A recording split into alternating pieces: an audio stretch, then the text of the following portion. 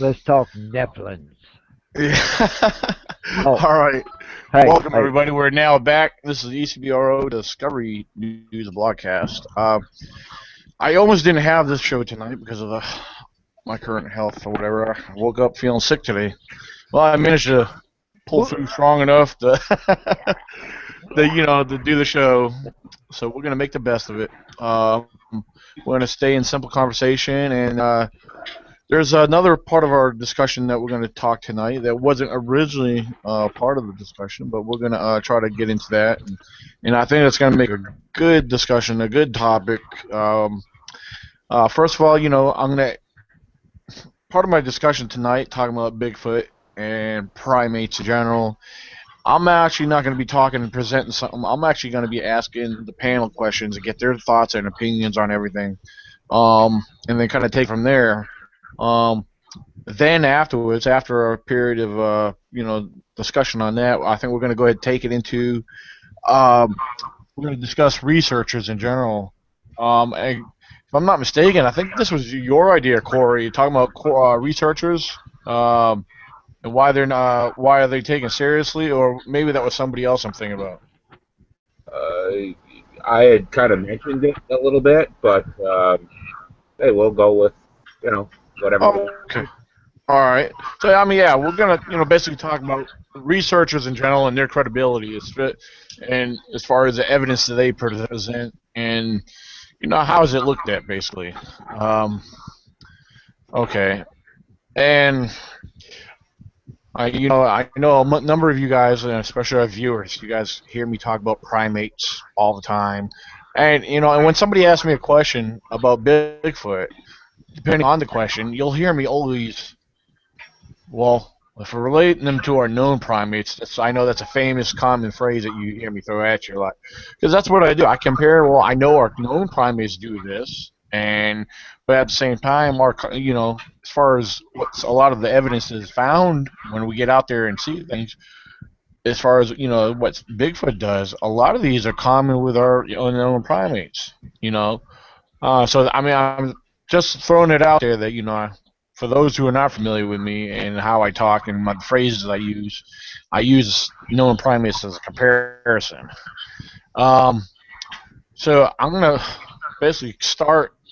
I want to start off with a question, and looking down at the panel on mine, first one from left to right, I got Corey. Well, Corey, first of all, I know you're new to this, and I want to welcome you on the show tonight. And and I want to start off the question I have. I want to start off with you, and then we'll kind of take it from there. Then the next one, I'll jump into Fred, and we'll go with Cheryl, and then Lael. Um, but I want to know your thoughts and opinions on Sasquatch.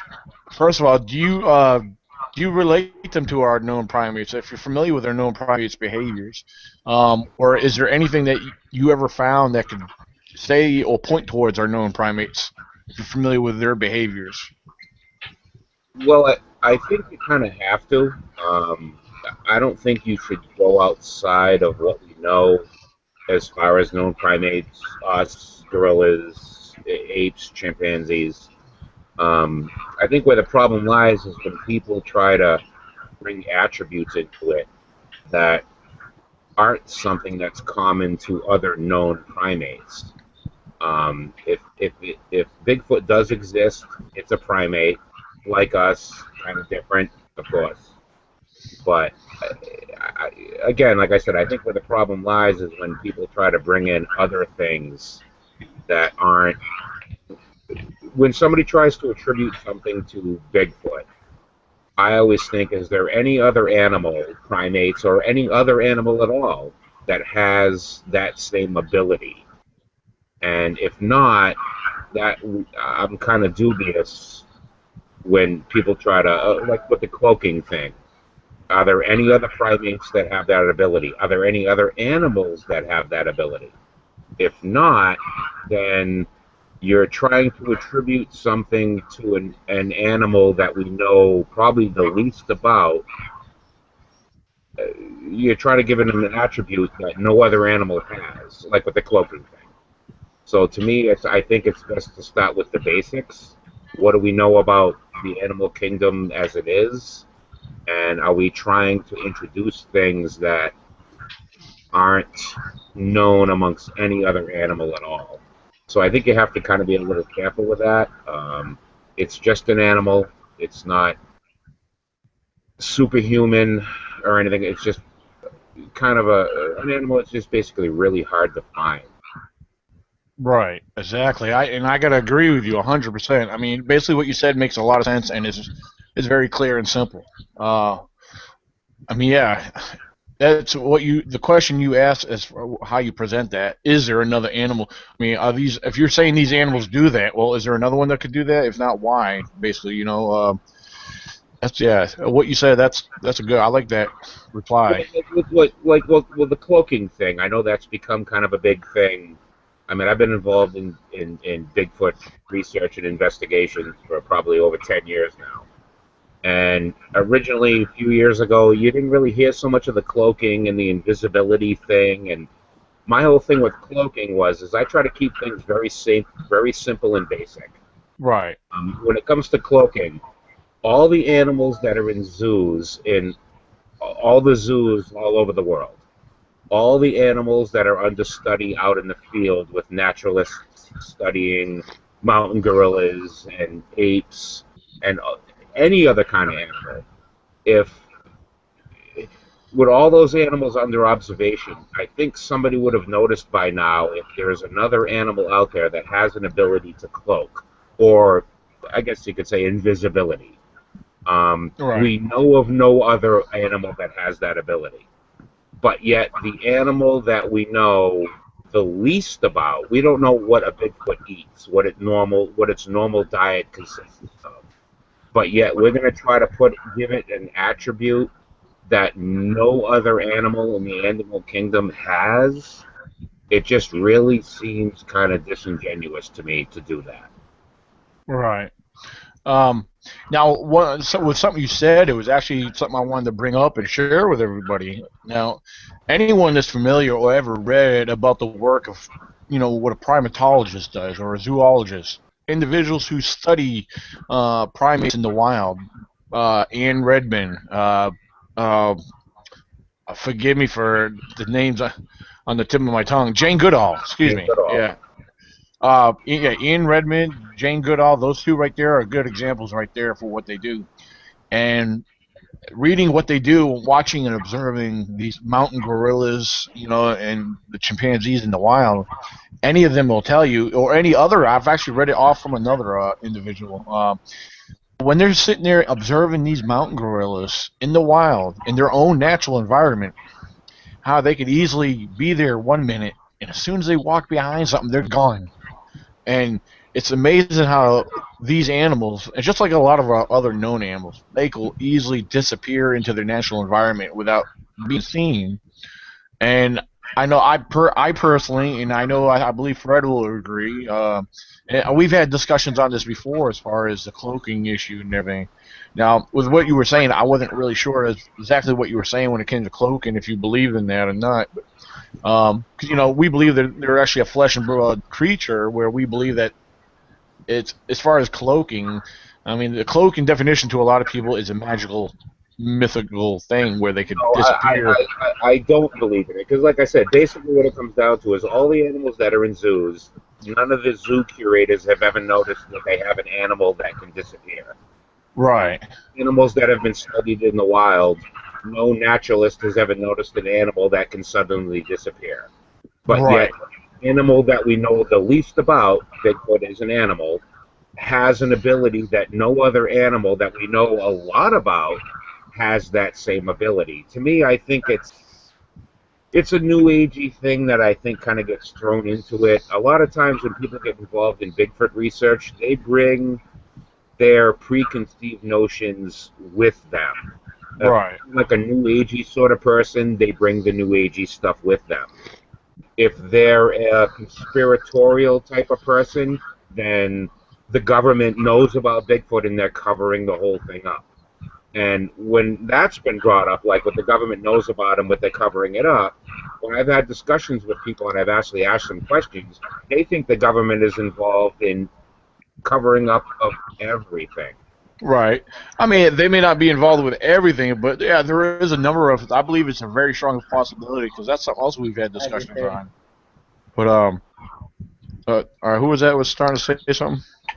Oh, I just mentioned, yeah, no, I don't believe the government is involved in covering up anything and everything, but I do believe they could be covering up Bigfoot evidence just for the lumber trade and that type of thing,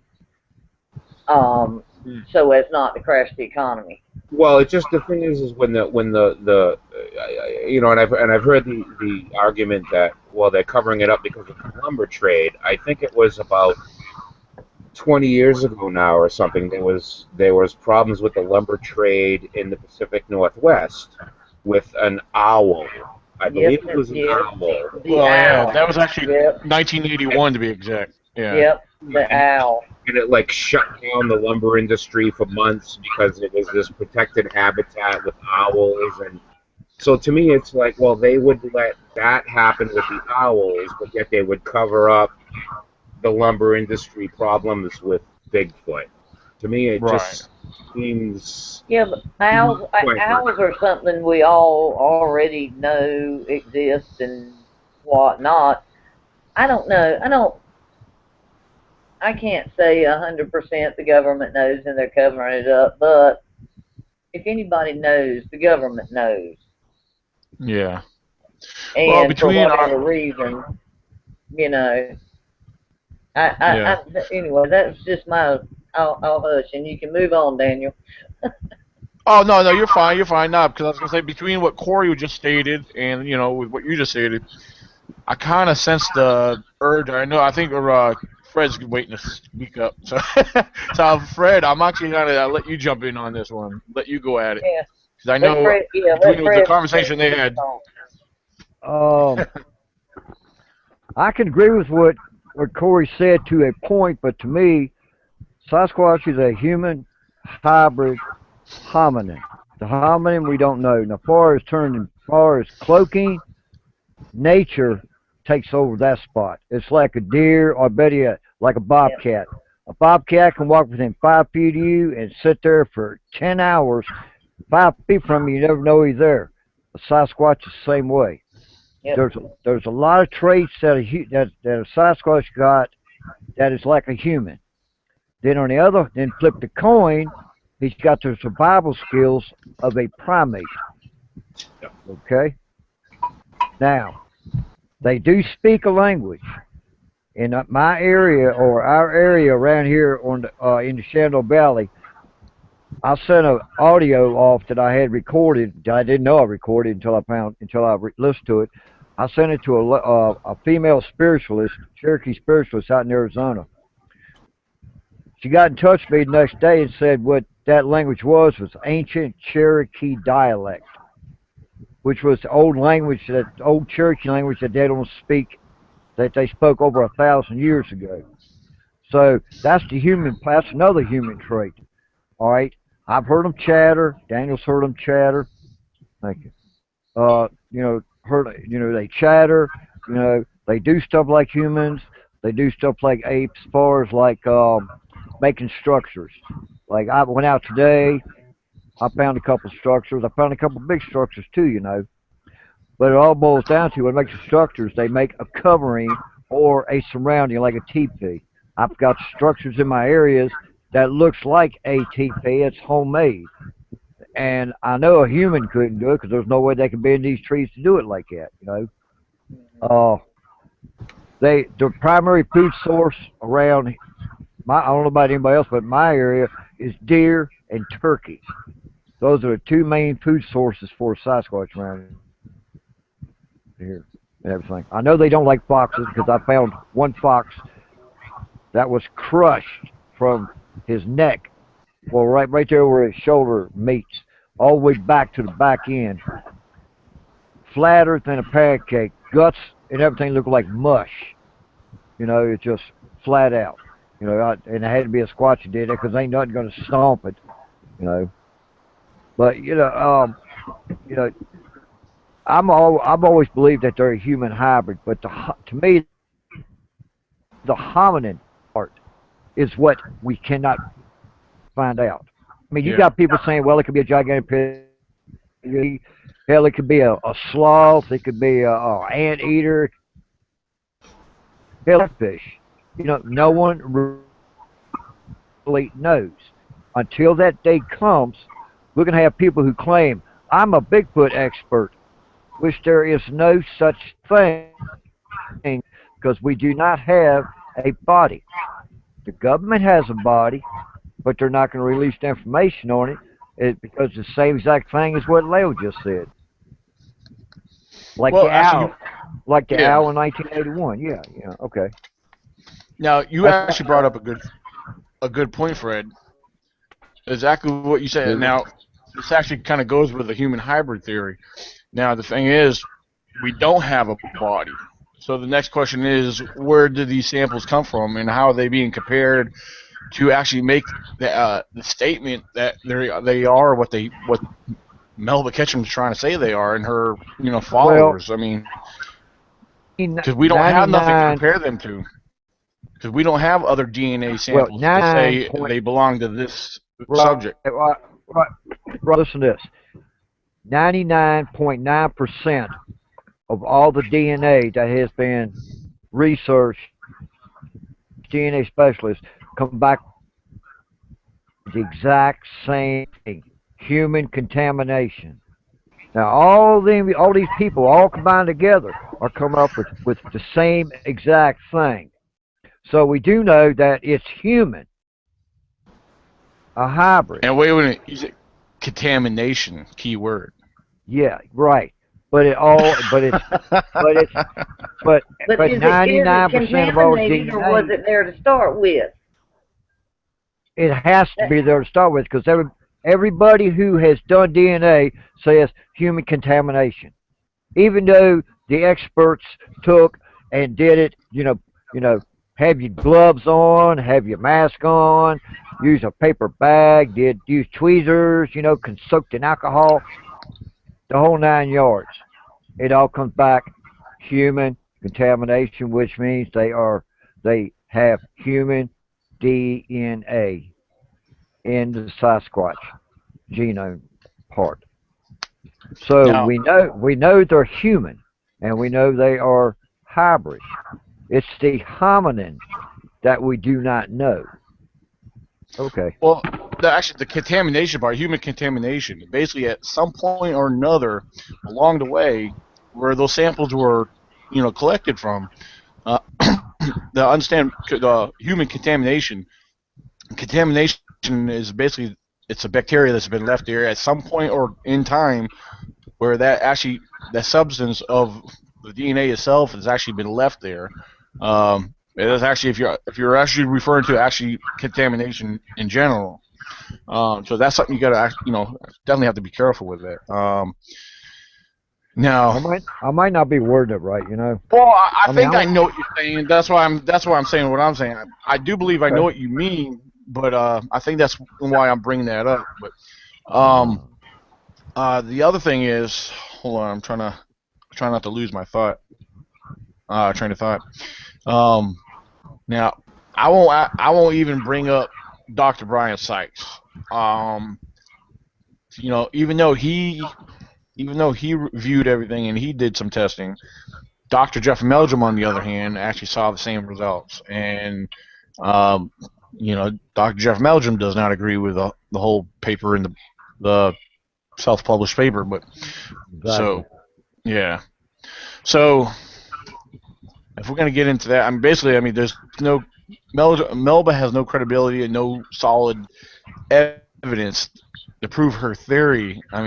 And to make a brief statement, part of what she's trying to do, yeah, she's trying to prove that Bigfoot does exist, but yet she's trying to, I know everyone's familiar that she's trying to prove it as a human hybrid to also better protect them, which I'm all for that. That part, I'm gonna, say clearly, I'm all about protecting these species, because they are rare. Even, I mean, even though some people claim that, or even I could say that I know they're in groups, and I know they're a little bit more spread out, but I know there's groups of them here and there.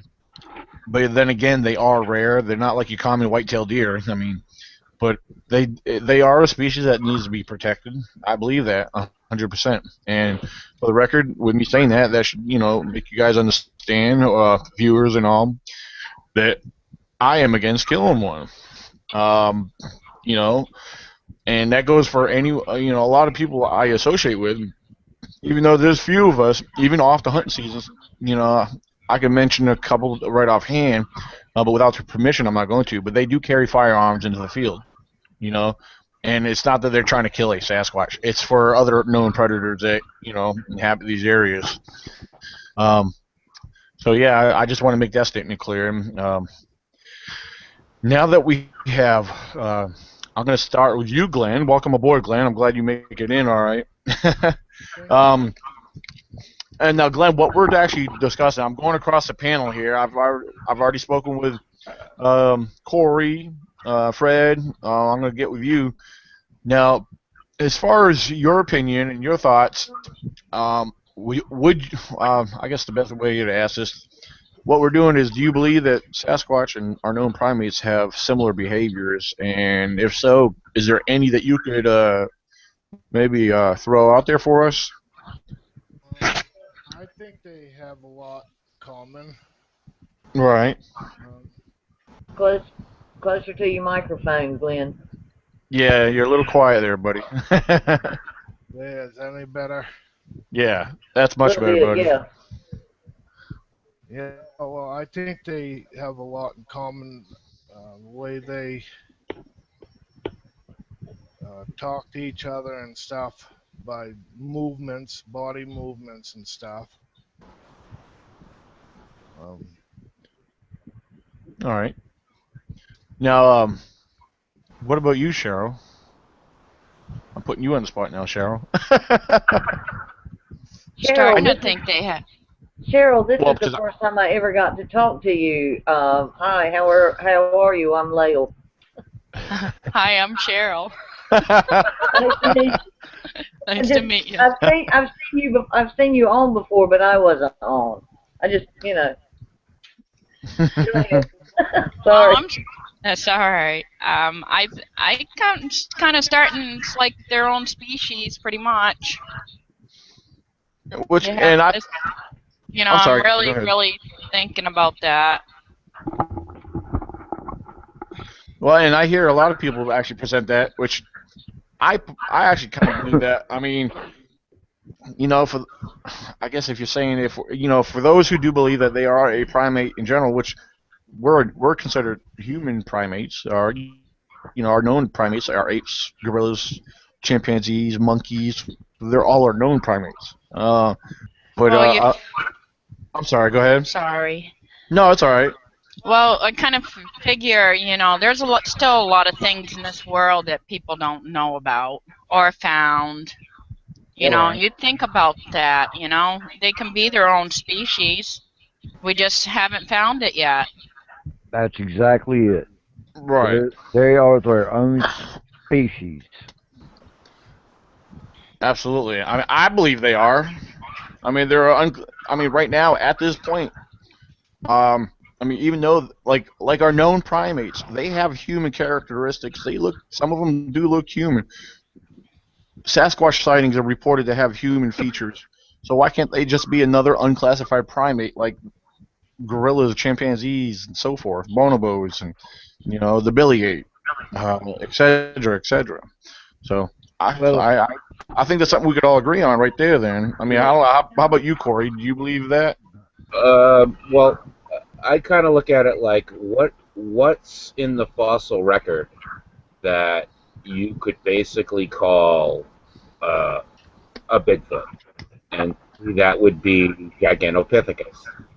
That's Right. the animal. Right now, yeah. Right now, that's the closest we have at the moment. I mean, But to me, I would go with that instead of. with Gigantopithecus is an orangutan. well, Well, yeah. yeah, but my thing is to say that it's. I kind of go with the basic stuff. I try to keep with the basics.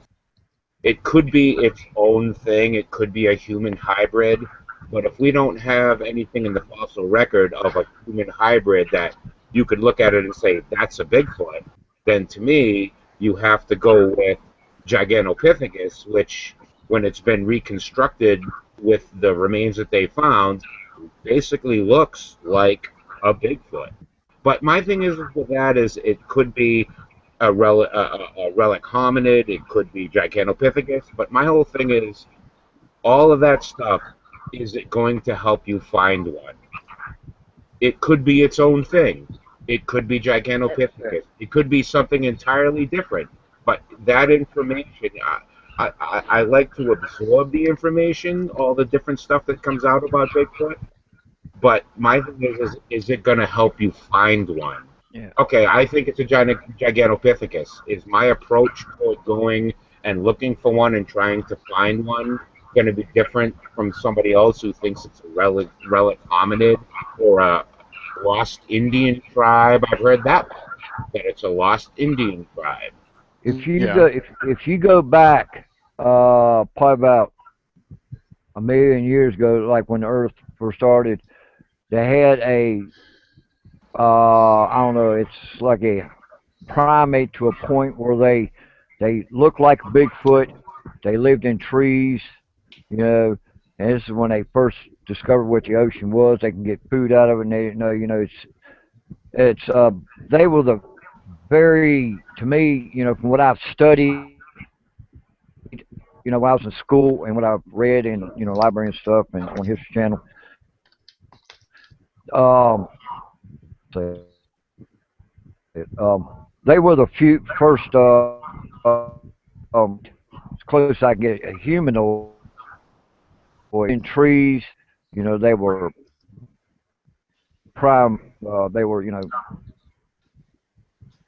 4.5, 5 foot Fred, tall, hairy Fred, body, are a you human talking type face. about the are you talking about the skeleton they found way back when that they called Lucy, and which was the No, one no, go that back further than that. they think first stood up in that time period, that first stood No, up from all no, four, still in the trees, but stood up and walked on two legs.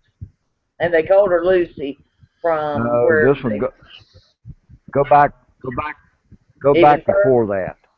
The aquatic ape theory? Is that what you're That, talking about? that's what I was thinking. What he was. Yeah, yeah, yeah, yeah.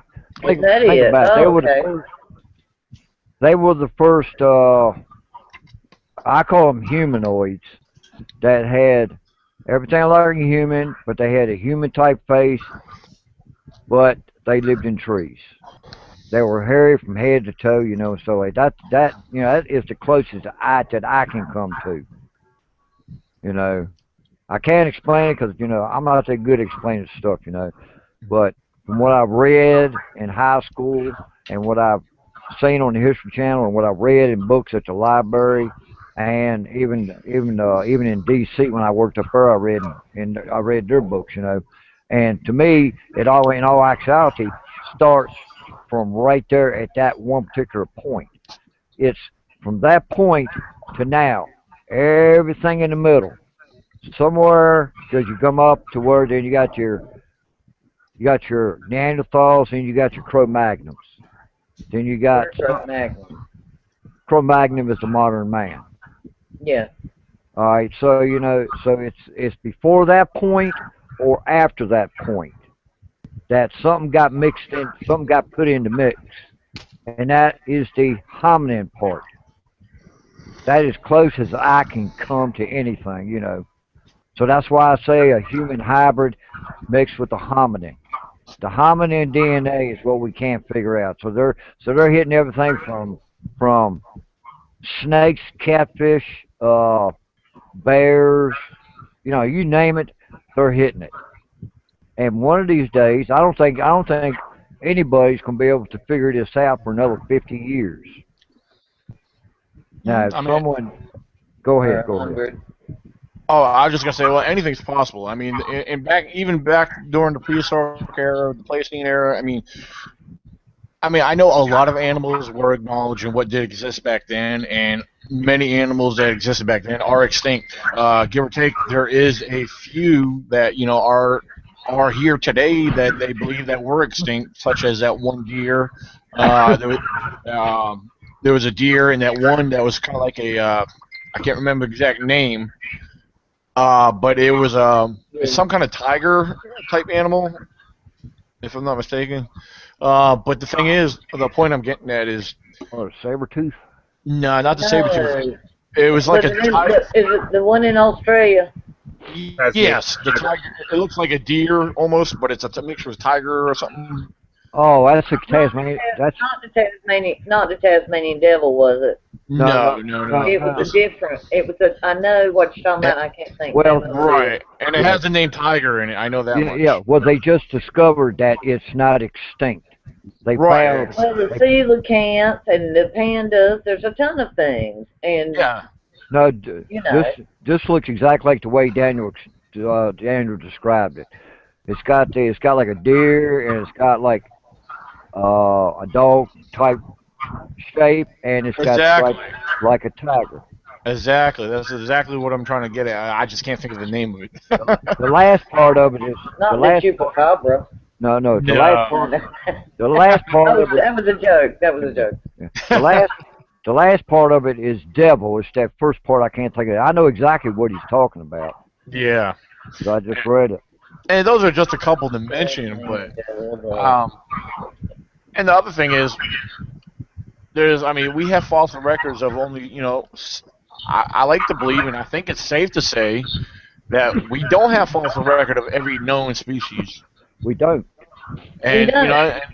and right, and with that being Right.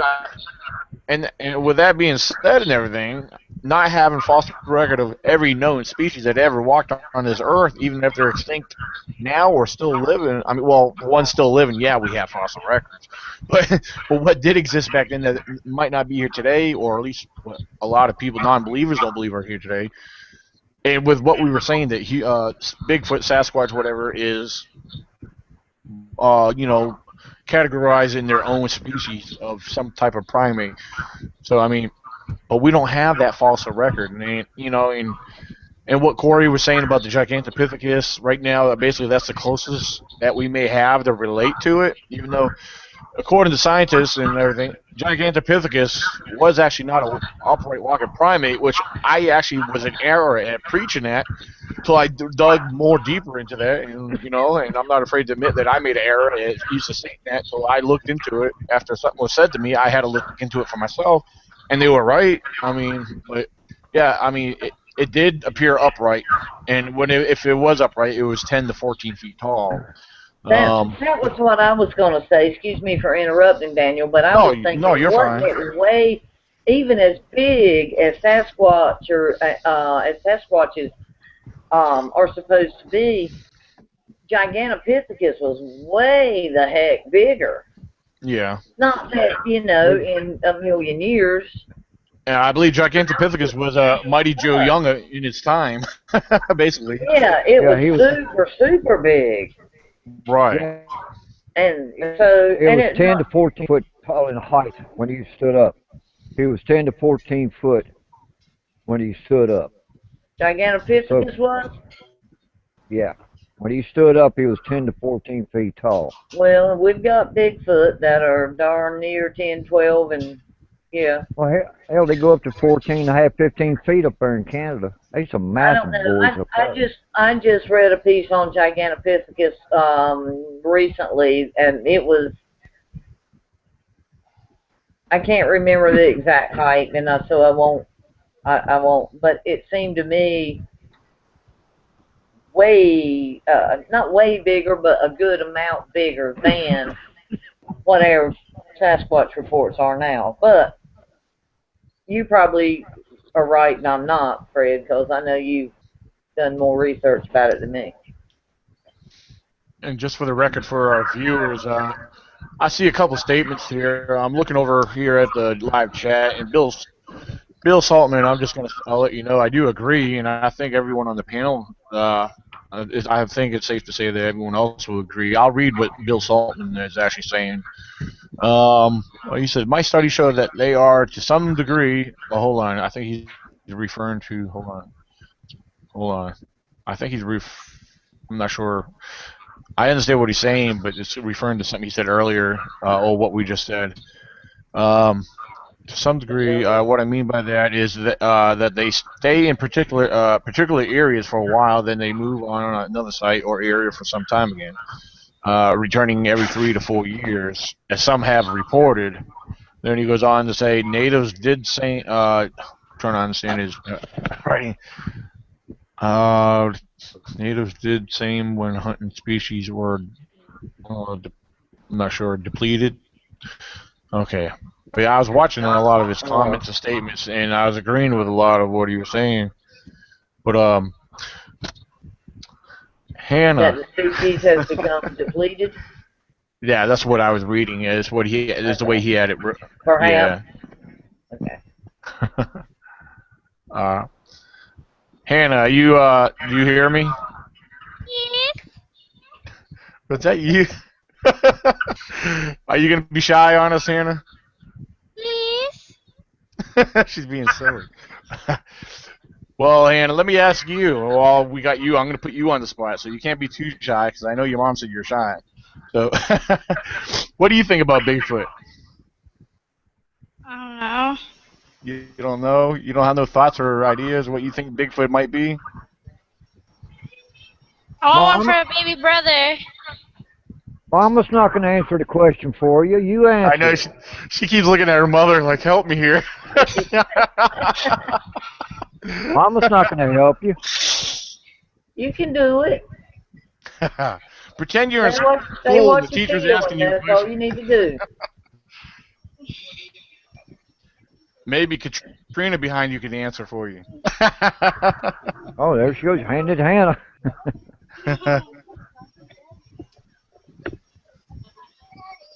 Katrina walking away. Okay. Well, I'll give them a little bit. I'll give them a little bit to figure out what they want to do. Corey, Fred, Glenn, or Lael, you guys want to make any more statements on this here, or have anything else to throw in or add about Bigfoot in general? I didn't get to answer the first question yet. Well, answer it. Okay, Well, absolutely. I chimed in enough that, but anyway, my thoughts on cloaking, and I think Fred probably would concur, and you too, Daniel, probably most of you, is a lot of animals have translucent fur, which is reflective, and when they jump back behind the tree and the bushes and the leaves, their fur reflects what's around them, and that hides them. I That is agree with you. cloaking, but it's not supernatural cloaking. Right. That is Well, their regular defense in hiding. The, right. the, So to me, and I do agree, a lot of people refer to cloaking as a supernatural type of thing, and it could be, it might not be. I can't speak to that, but I do know that they all have, or most have, either the color fur that's going to hide them, or like I said, a lot of animals, as I have read and researched a little, their fur is translucent on the end, and it kind of reflects, and that, like building a tree house and covering it with mirrors, and then you can't quite see it because it's reflecting all the trees around it. every animal. Um, Can do this, well, basically. here's where I disagree with you at to a point. All right, their hair is specifically designed for one thing only, and that's camouflage. Right. Like you got the hair rabbit. During the Mhm. summertime, it's got the brown fur. It blends in with the brown. You got the leopard. He's got them Yeah. spots. He blends right in. It's not the translucent part. It's just like in the summertime, deer hair is orange. They look orange. Then as wintertime comes, their coat gets darker from a grayish to a I blackish color, and I that way agree with that too. that way you can look back in the woods, and they'll be out in the open. You can't see them if you're not looking for them, you know. But every animal, they all the hair, all the hides, fur that's on them does one specific thing. It Camouflage. is hide them. Yep, I And agree like, with that. And they all sit still, and the Sasquatch can, and probably, I'm sure, has the same, Exactly. um, It does. the same thing. And they stand still, they Well, stop, they stand still, and they blend in. And I know Fred has his stories of instances where he can catch them, like you're talking about putting that second foot down, and then you can hear because they stop. But yes, in general, all animals. So I don't, and I do think that Bigfoot is, whether you believe in ghosts or UFOs or whatever, I really feel like I believe Bigfoot in ghosts. is a real thing, and I don't think. I don't. On the other note that we've discussed, I don't think we need to kill one. They've done a darn good job of hiding themselves in America for 300 years and the other countries where, similar creatures abide. And um, so I am not pro kill unless it was headed at you and you felt like your life was in danger. And I think in most cases it would not be, but so. All right, that was my end. Y'all go on to something else now. all right. Well, that was very good. And before I read the statement from Michael, yeah, I mean what I stated earlier, as far as like what primatologists, zoologists and stuff that observe, the gorillas, and in their own natural environment in the wild. Said, I mean, they're there 1 minute. As soon as they behind, or as soon as they disappear They're into their gone. natural environment, yeah, they're gone. I mean, that's how amazing these creatures are. But But so are all the other creatures. right, exactly. I mean, I walked up on deer before and like till it moved. I didn't know they were there. I mean, they spook the heck out of you because you're not expecting them there. They stay still sometimes, you know. Yes, Um, they do. Don't ever go bear hunting with Daniel. Okay, nah, gotcha. he's saying that because we were hiking one time and he was up ahead of me, and I seen out of the corner of my eye. I caught the corner of my eye. I happened to look over there, and there was this nice, I don't know, I'd say about 250, 300 pound black bear. And I had a good look of it. It was broadside, and I got excited when I saw it. I yelled over to Fred. I said, "Fred, look at the bear!" Of course, then it was taking up the hill over the ridge. By the time Was he it looked bear over, season?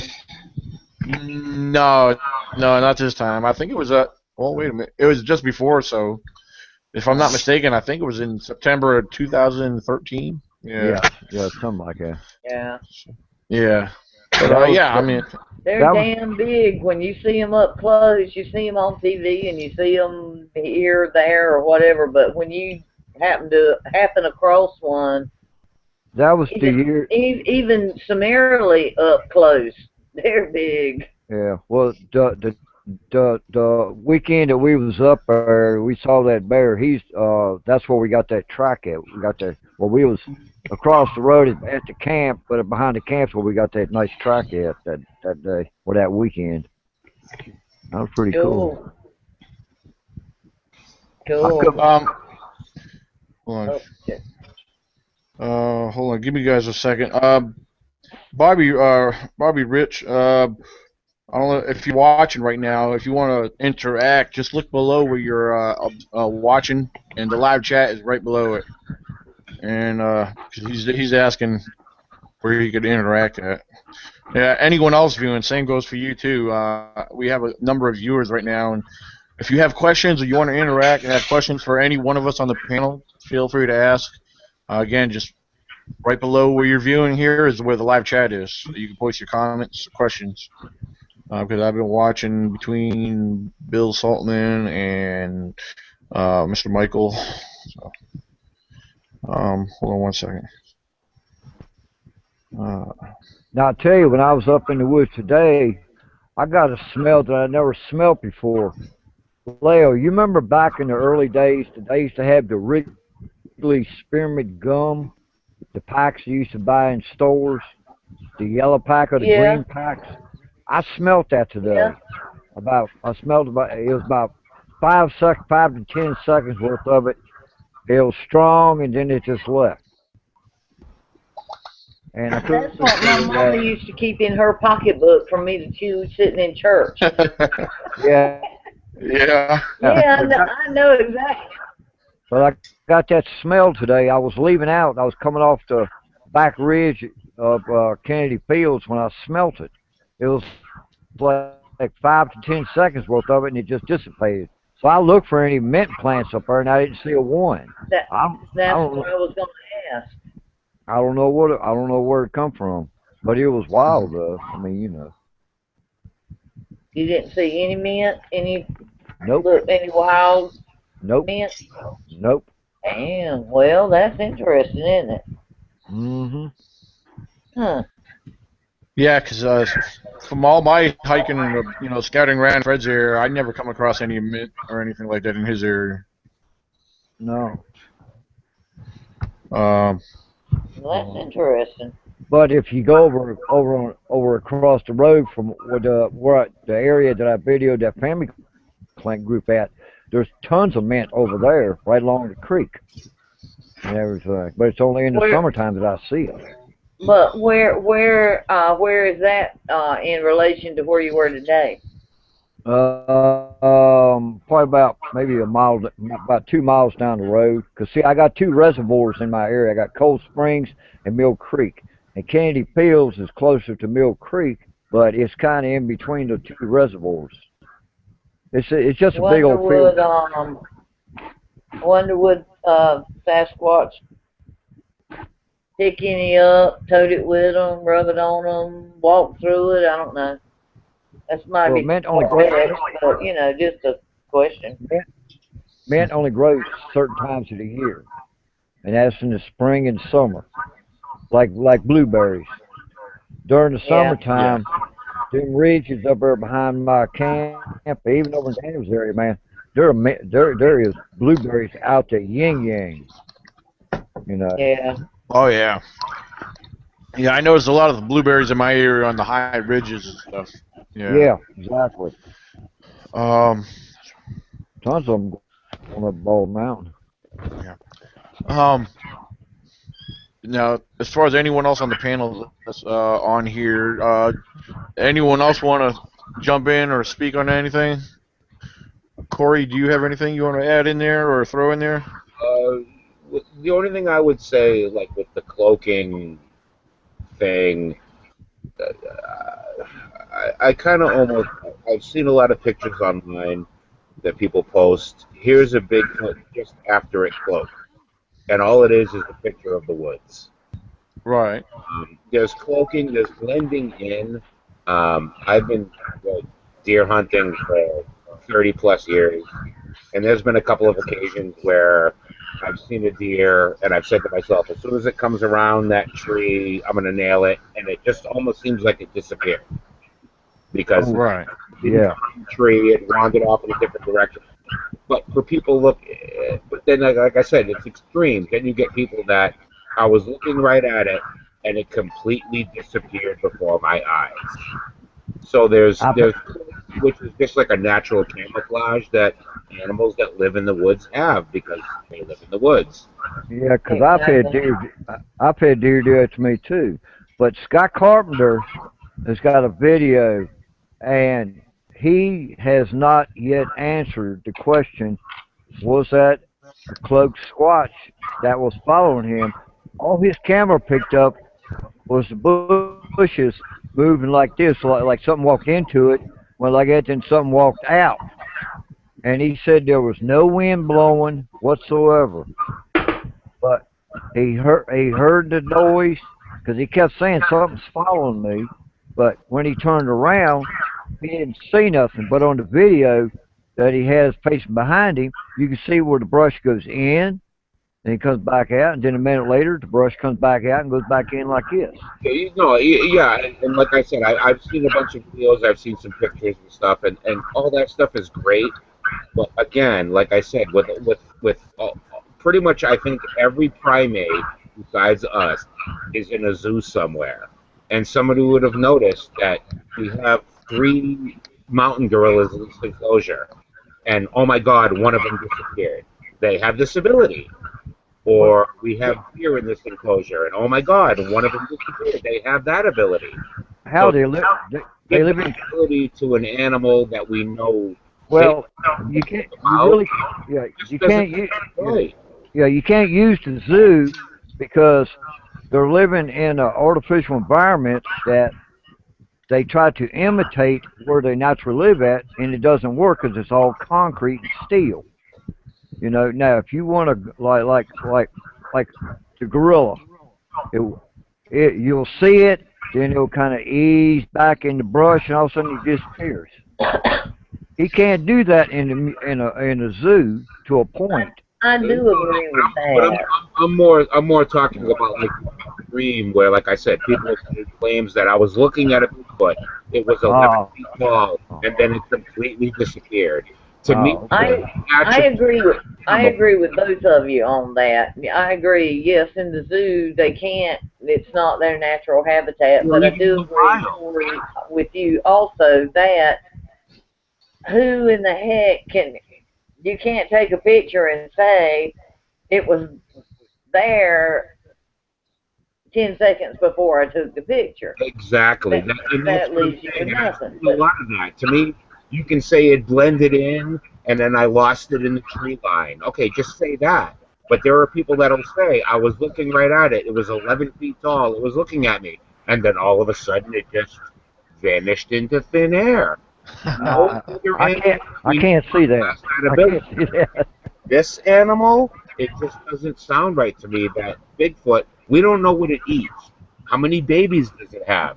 When's the breeding season? But yet it has an ability, we can say, or some people will say, it has the ability to go invisible. That just doesn't seem correct to me.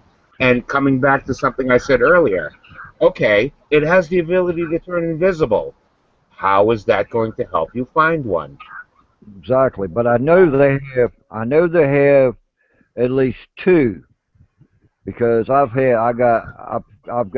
had two sets of twins in my area. A set of twin black boys and a set of cinnamon blonde girls. So I do know they have at least two. Now, if they have any more than two, that would be phenomenal. But I don't know. But 1 to 2 is the average that I've been seeing every spring in my area. So, because I got one big male and maybe 3 to 4, maybe 5 clans of little groups like a female and their young ones, or something like that. And I've seen, um, like I said, I've seen twins, twin girls, twin boys. So I'm saying the minimum would be one. The max would be two. Well, my thing with that would be, Fred, and I'm not just trying to dispute what you're saying. I'm not. You've had experiences that I've not had. Right.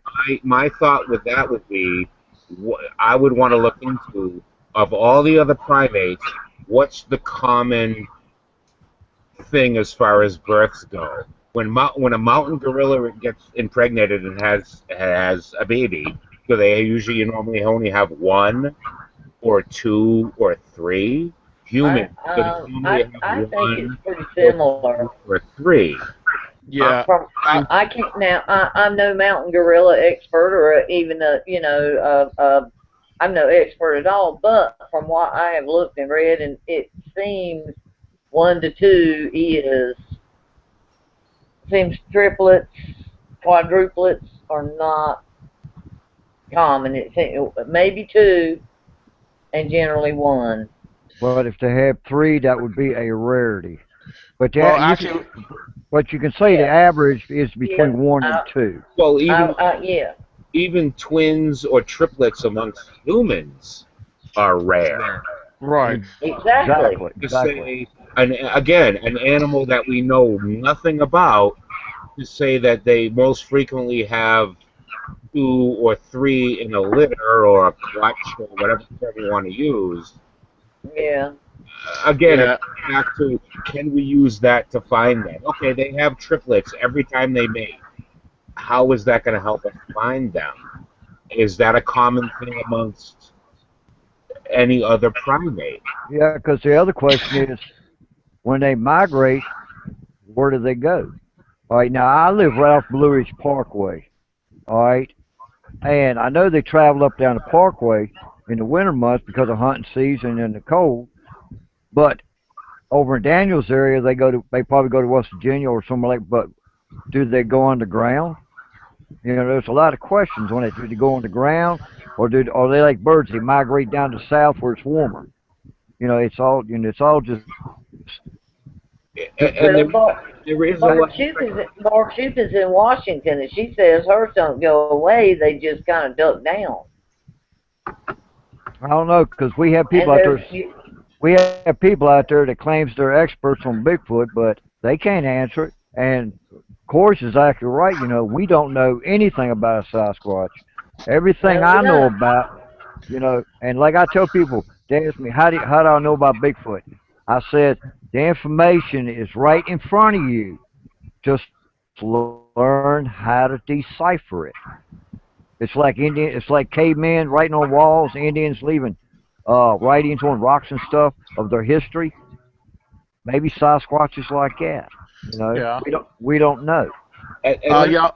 that's kind of a thing that, again, just I do everything in basic thought. I don't put thought into things. What's the basic thing? When you have people that say, I have seven Bigfoot living behind my house. To me, if I was living in the woods trying to avoid people the most that I possibly can, I wouldn't stay in one area. I would always be moving. And I think that's where, like I live, Massachusetts, we have very, well, comparative to other states, we don't have a lot of sightings compared to other parts of the country. When they're going through Massachusetts and they have sightings, are they headed up to Maine for the winter, where they have huge sections of woods, and then up Oh into yeah. Canada? Yeah, But because in Virginia, When people say, in as Virginia, civilization expands, could that not be blocking out the paths they always took to here for the winter, to there for the summer, and they have to make another route or skip a section or stay here instead? We don't know that either. no, but when I started looking into different things as far as Bigfoot goes and travel routes, because I always heard that, I have five Bigfoot living in my backyard, which to me just didn't really sound right. I live in Massachusetts. Um, Basically, I could go from, we have railroad tracks that run right through the center of my town. I could jump on the railroad tracks and walk basically all the way up into the Adirondacks of New York and then continue on all the way up into Canada. So it was one of my thoughts, and one of the things that I noticed is that a lot of Bigfoot sightings in my area of New England and New York were the relationship with railroad beds. Could they be using those, a man made travel route, to get to these other far reaching areas? Yes, So when they somebody could. says, I have And they seven do that. They do that with power lines too, where the and power lines, exactly, yes. yeah, where the state goes through and cuts out the limbs and whatnot, and so that in the winter limbs don't fall and on the power lines and whatever, and they use Exactly. that also because it's clear Just cut. about every sighting report I've investigated in Massachusetts, Connecticut, New York, Vermont, all the places I've investigated, the one commonality is railroad beds, and utility corridors, power lines. Exactly. Because normally they put those in the most out of the way places. You don't normally see power lines running right through the center of the middle of town. They come in, railroad beds. They'll come into town because when they use them for transportation of goods and products, they would come into town, drop off what they had, and they would immediately go to like the most out of the way areas.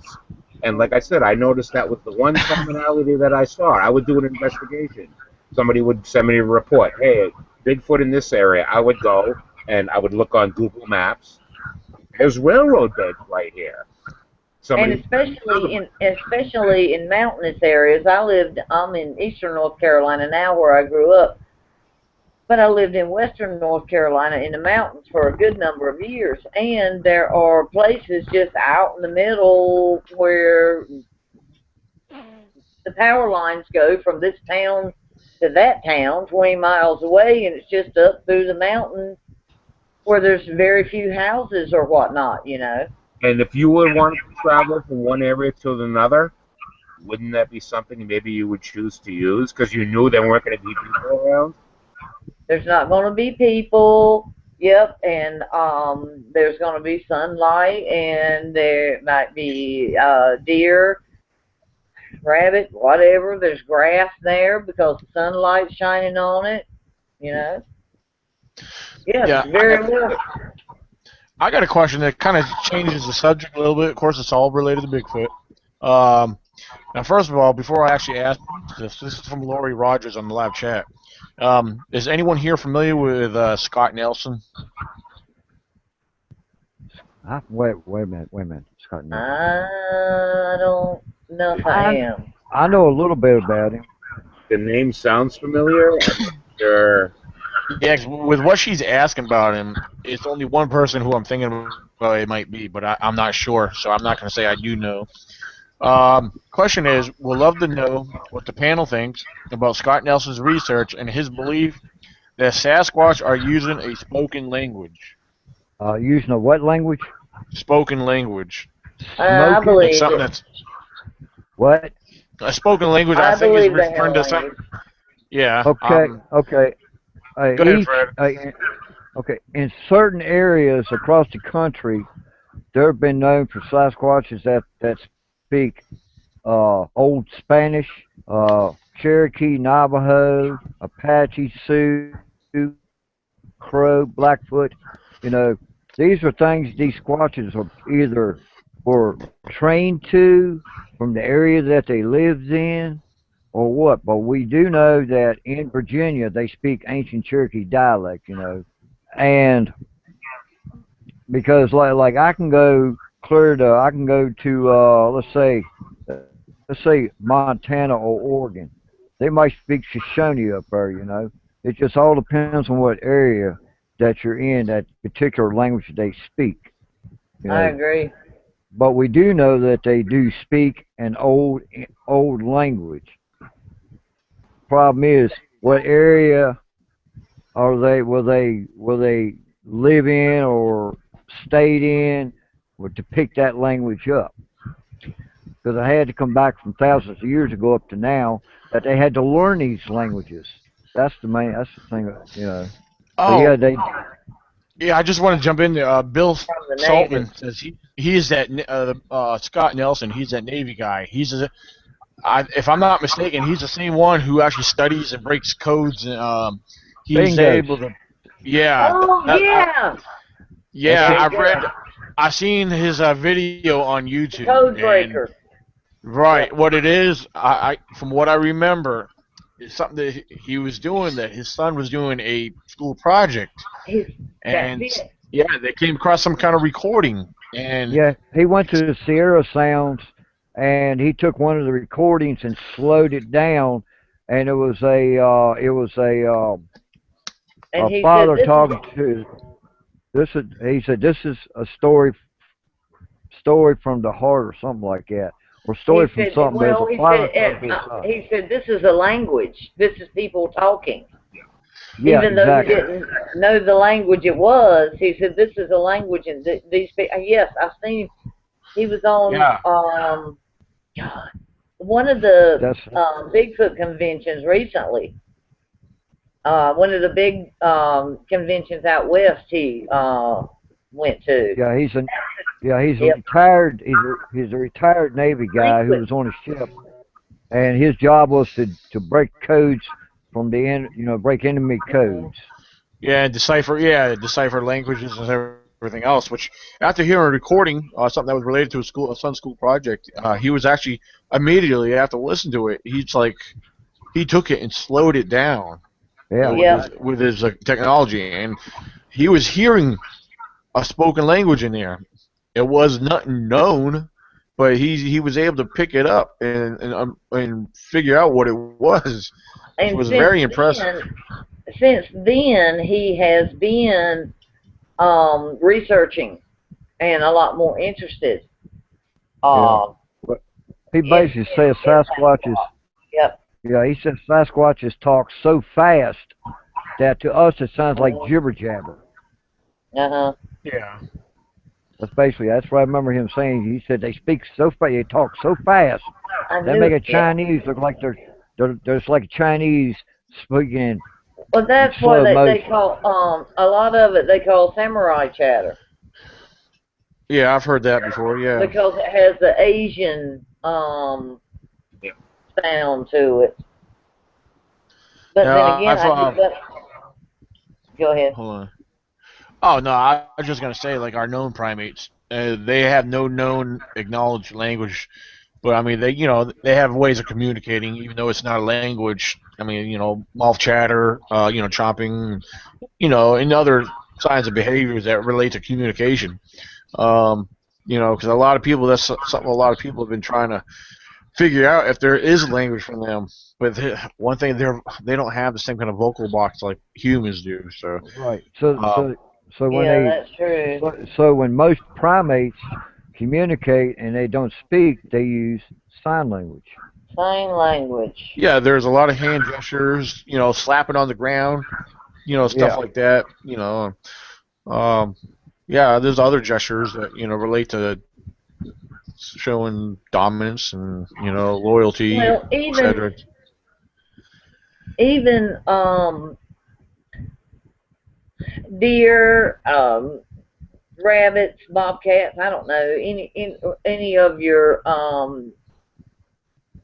general animals when they have little babies and whatnot, and if somebody gets separate ducks, even there's a certain quack or a certain movement that it is get over here, come back now. All animals have that, Well, me and Daniel especially heard. with their babies. Yeah, me and Daniel heard a sound one day. Now, Daniel Which saw we a could, cat across the road. yeah, Now, black cat, I'm yeah, thinking, panther. yeah, yeah. Now we thought it was a baby Sasquatch. So when I got home, I went under every freaking animal big enough Yep. to let out a call like that. Nothing matched, and I hit every Yep. animal in the state of Virginia. Nothing matched what we heard. Yep. Yeah, it was an ongoing, steady moan. It almost sounded like it had like it's weird, but it almost sounded like it had a bark moan to it, which is weird. But Yeah. some barks almost sound like are attributed to a lot of our known primates. I mean, like chimpanzees, for example. A lot of Yeah. chimpanzees, gorillas, they make barking noises, but it was more of a young, very young, and it was so yeah. Me and Fred, even though we didn't see it, we contributed to a possible young juvenile Sasquatch Well, that I was have heard. perhaps alone. I've heard y'all talk about this sound a time or two before. Fred Yeah. especially did it, and you both have had children. You know what babies. You both experienced with human babies and whatever, and puppies, kittens, whatever. So yes, I agree that if Fred said he couldn't find an animal baby sound that matched, but my question was, did it sound like it was hurt, scared, just goo goo goo, I'm happy, and just chit Well, chatting like little babies If could I had do. to if I had to put my 2 cents in, my opinion, I felt like it was scared and alone. I mean, that's yeah, that's what I yeah. come up with. Okay, that's Oh I mean, God, that makes me Yeah, feel terrible. that's what it sounded like. The way it sounded to us. I mean, there was no mistaking the sound that it was giving off. I yeah, mean, because Daniel went to turn to go back towards Blaze or something, and while he was crying, I put my parabolic dish on it, and I could hear trees breaking behind that little one. Maybe it And was Mama coming to it. I hope. I don't know, maybe. but I think that black cat had something to do with it. I don't Well, know. Yeah. I Well. don't know. I don't know, but I just hate for any baby, human or not, to be crying alone and scared. That just breaks my heart. Well, But that's how it sounded to you all. when you hear that sound, I mean, it'll blow your mind because Yeah. I mean I've heard practically every animal in the woods make a distress call at one time or another, and I can Yeah, honestly I say know. that this sound that we heard, I cannot say I heard before. Yeah. Never, Same here. never. Same here. Absolutely. Um. Now, keep in mind, and Fred's aware of this, but where we were hearing this, and same with Set of Woods, is where I've gotten all my activity. I've had a solo encounter there, even though it was a subject I did not see. In 2014, six of us encountered a small family unit, and and I'll one thing I'll state about this here, even though there were three subjects that we honestly believe there was a adult male, a female, and a juvenile. Like I said, back in 2014. Now, even though our encounter was back, it was after midnight, and I know if Tracy Arnold or Cliff Stanley, if any of them were on here, I believe they could speak and and agree with this. That Validate. and, right, and with what we were talking about, the hair and them not being able to be seen. Well, keep in mind where we were seeing them. They were actually behind bushes that were around 6.5 to 7 foot tall. And the thing is, there was six of us all together that had bright headlamps on that were all shining and directed into the area. And the only thing that we were seeing, yeah, we made out a silhouette on the big one. But keep in mind, we only seen the bright amber yellowish looking large glowing eye shine from our light reflecting off their eyes. Um, and it's funny, even though we didn't actually see features, that made me start thinking, especially with what we were talking and discussing earlier, is that maybe it's their fur that was blended in with the darkness they were in. Um, I don't know. It's like we weren't able to make out no fur or hair, but yeah, was there a silhouette of visible? Yes, but it was very interesting to look back on that, and I think back on that very moment. But basically, to make a long story short, that's that same set of woods in that same very little area where everything happens right there. And I believe that family unit kind of inhabits that area. Yeah, I believe they go up on the higher ground because I Yeah, they went up do. on that ridge up behind there, Fred. The high one of the high not the highest one, but I was up on the high ridge one time scouting around. I had to get up there and investigate the area. Yeah, I didn't see. in Yeah, all my I years, just. yeah, I'll go ahead. in all my years of going up there at Elkhorn Lake, and researching and stuff, over the last 3 years, I can honestly say, I know that clan. I know there's a clan up there, and that does inhabit, particularly around Elkhorn Lake, because it's a foolproof source. You got a stream running in. You got the stream running in from the reservoir down to Elkhorn, and you got the stream from Elkhorn running down. So they got a constant food source. Plenty of deer, plenty of plenty of cover. They got it made up there, man. I can tell you that. Yeah. Oh yeah. I mean that area, just like your area too, Fred. And people don't realize it. The area is so vast, so large, and so thick in Exactly. a lot of areas. I mean, anywhere between the mountain laurel, the thick heavy pines, I mean, it's amazing, and I love just being out there. I don't care if I see anything or anything happens. I mean, I enjoy the peace of mind just being there. But also while I'm out there, I'm observing and I'm always imagining. Even though I don't see none, I'm always imagining. Kind of visualizing at halftime, knowing that hey, they come through here. I know they're here. And I'm in their home. I'm out of my natural environment in their natural environment. Um, Okay, one thing I wanted to jump into, I wanted to jump into another subject, and I think this will be an interesting subject. Um, Okay. I wanted to talk about researchers and evidence and the credibility of the researcher themselves and their evidence.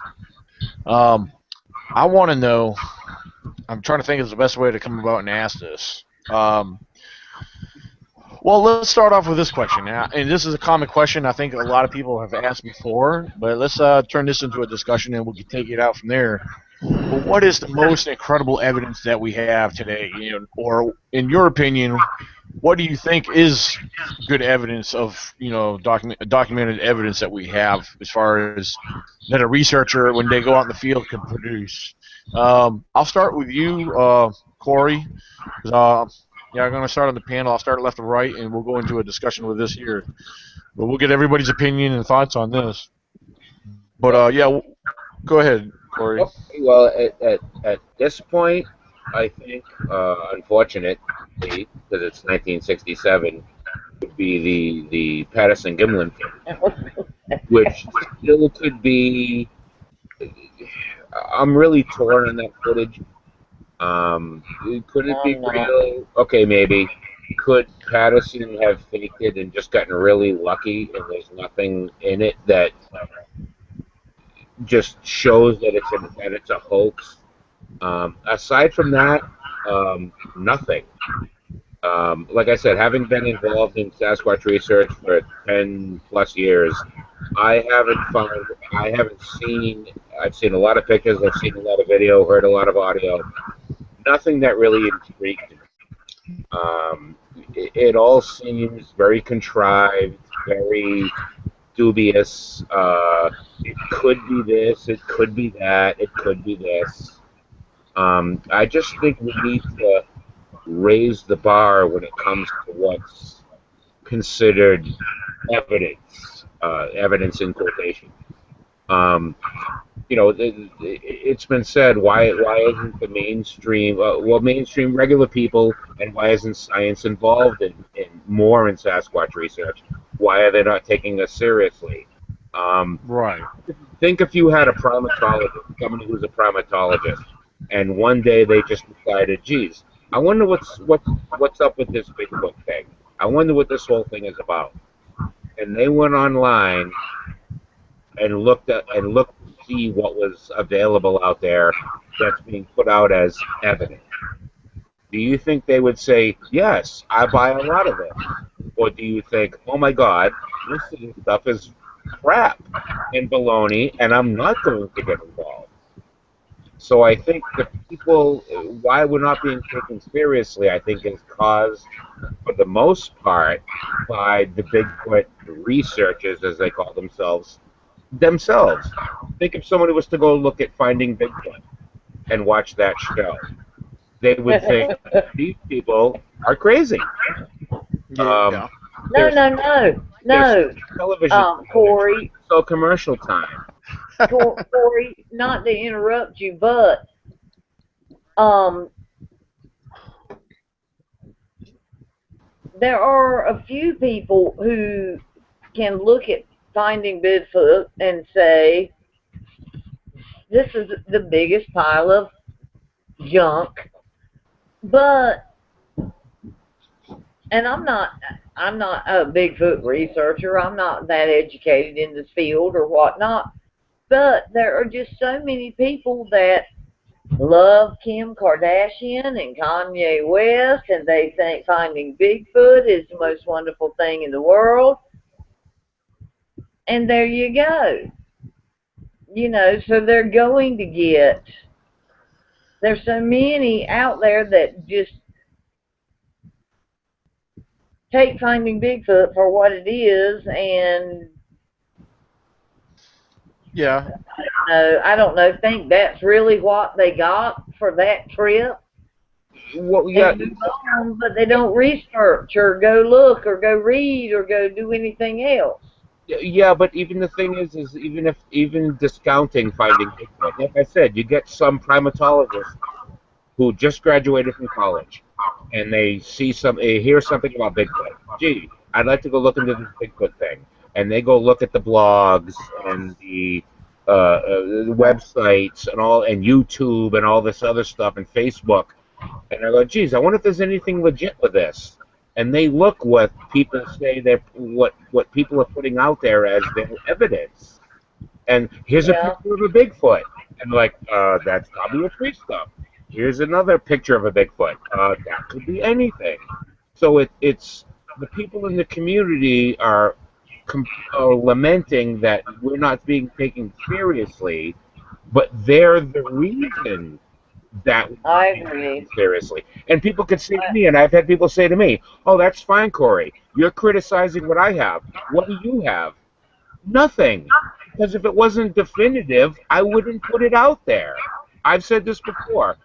If you have that much interaction with Bigfoot and you can go out anywhere and take all these pictures of Bigfoot, to me it should be like I should be able to go in the woods and take a picture of a turkey, a wild turkey out in the woods, and show it to 20 people and say, "What do you see in this picture?" They should all be able to say turkey.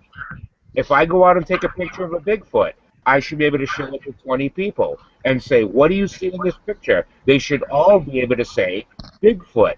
It could be a guy in a suit, could be a guy in a really good suit. That's fine. But to me, if it's not definitive, throw it away. There's nothing wrong with not finding anything. Anybody who's been a hunter or a fisherman has had times where they've gone hunting and not gotten anything, or gone fishing where they've not caught a fish. And we know deer and fish exist. It's just Exactly. there's too many people that are emotionally invested in the whole Bigfoot thing, where they feel like they have to I show agree with you to a large extent. I do. but it's my thing is that it's hurting the community as a whole. I've had discussions about the Bigfoot thing. I don't normally bring it up. I don't walk up to people. Hi, I'm Corey. I'm a Bigfoot researcher. But when it's been brought up, I have to oh, like Finding Bigfoot, and then I have to explain the thing about No, no, not like that. those guys. This is how they make their living. They're trying Yeah. to make a television show. And I explained to people this is the easiest way I put it. If you had a show on television that was supposed to be a comedy and nobody laughed, they would cancel that show. If you have a show about supposedly finding Bigfoot and every 5 minutes they didn't have a "what was that? What was that?" moment, they would cancel the show.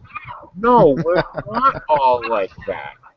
It's I researchers. agree. A good majority of the researchers are actually hurting the field of Bigfoot research by their own action. All right, But now with I'll, me, you, like now with you go me, first. when I go in the woods, I don't have to go looking for them. They follow me. See, the biggest But you've thing been about doing it 15 yeah, or no, 20 no, years. yeah, but let me finish. The biggest thing about Bigfoot is their curiosity. Hmm. Curiosity drives them to follow you. I don't have, I got photographs of juveniles, I got photographs of adults, but I've heard so much negativity because it's not out in the open and saying, Bigfoot saying, "Hey, I'm over here, take my picture. Take a clear picture." That's where the couch potatoes get up there and start ridiculing. But people ask me, why don't you ever, when you see one, why don't you ever go toward it? Rule of thumb number one: you do not approach a wild creature. You let them come to you. You don't go to them. And if you go toward a squat, you're stupid anyway, because who knows what that thing can do to you. So I let them follow me. But I'm coming from the angle, Fred, that if You're coming from view, it's like, well, I don't have nothing, so I'm not going to go out and do it. I mean, I'll go out and do it, but my photographs ain't worth the shit, so I'll just throw them away. That's Well, basically what I'm. That's what it's No, basically. I no, don't. I don't but think that's what he's saying, I Fred. I Not, just I have a think. higher Yeah. standard involved. To me, if somebody goes and says, every time I go in the woods, I come home with 5 pictures of Bigfoot. Okay, show me those 5 pictures. I could show those 5 pictures that somebody took. What's in this picture? I don't know, a stump, a brown spot in the okay. woods, Now maybe. let me Yeah. ask you this: how Why, many people? why would you You, present a picture that's all right. not conclusive as Okay. Uh, something when it's not conclusive? okay. Let me say this: you can show that picture to 500 people, and they will say, "I don't know what you're looking at," because they've never seen a squatch in person or actually seen a real one. So they do not know what they're looking at. Yeah, I can show them a picture of a turkey. They know what a turkey looks like unless you're from New York City, which I know you have some hole in the ground. But, uh, I've shown my pictures to a lot of people, and you can see these squatches. But people say, I don't see nothing. Simple reason is they've never seen one, so they don't know what it looks like. All they Right. want, it relates back to you, all they want to see is a clear picture. M.K. Davis is the only man on this earth who has taken a picture of Patty and made it look as clear as if I'm looking at you right there. Now you take the hair off of Patty, and what do you have? You have a Neanderthal face. You take the hair off her face. He zoomed in on her face and done two pictures, one with the hair and one without the hair. One without the hair looks like a Neanderthal. Big forehead, big brow lines, big cheeks, big Well, jaws. but You know, the thing is with me is I've never seen a black bear out in the woods. I've never laid my eyes on a black bear. As much as I'd like to, I love bears. I'd love to see one. I really? have. Somebody showed me. No, actually, no. We don't have a lot of them in Massachusetts, though. Well, come down here to Virginia. I'd love to see a black bear in the woods. That's my ultimate thing. But the thing is if somebody would take, I've seen game cam pictures of a black bear, and I can look at it and go, hey, that's a black bear. But I've seen a lot of Yeah. pictures like, see this brown blob? That's a Bigfoot. It could be a Bigfoot. It could be a unicorn. It could be a leprechaun.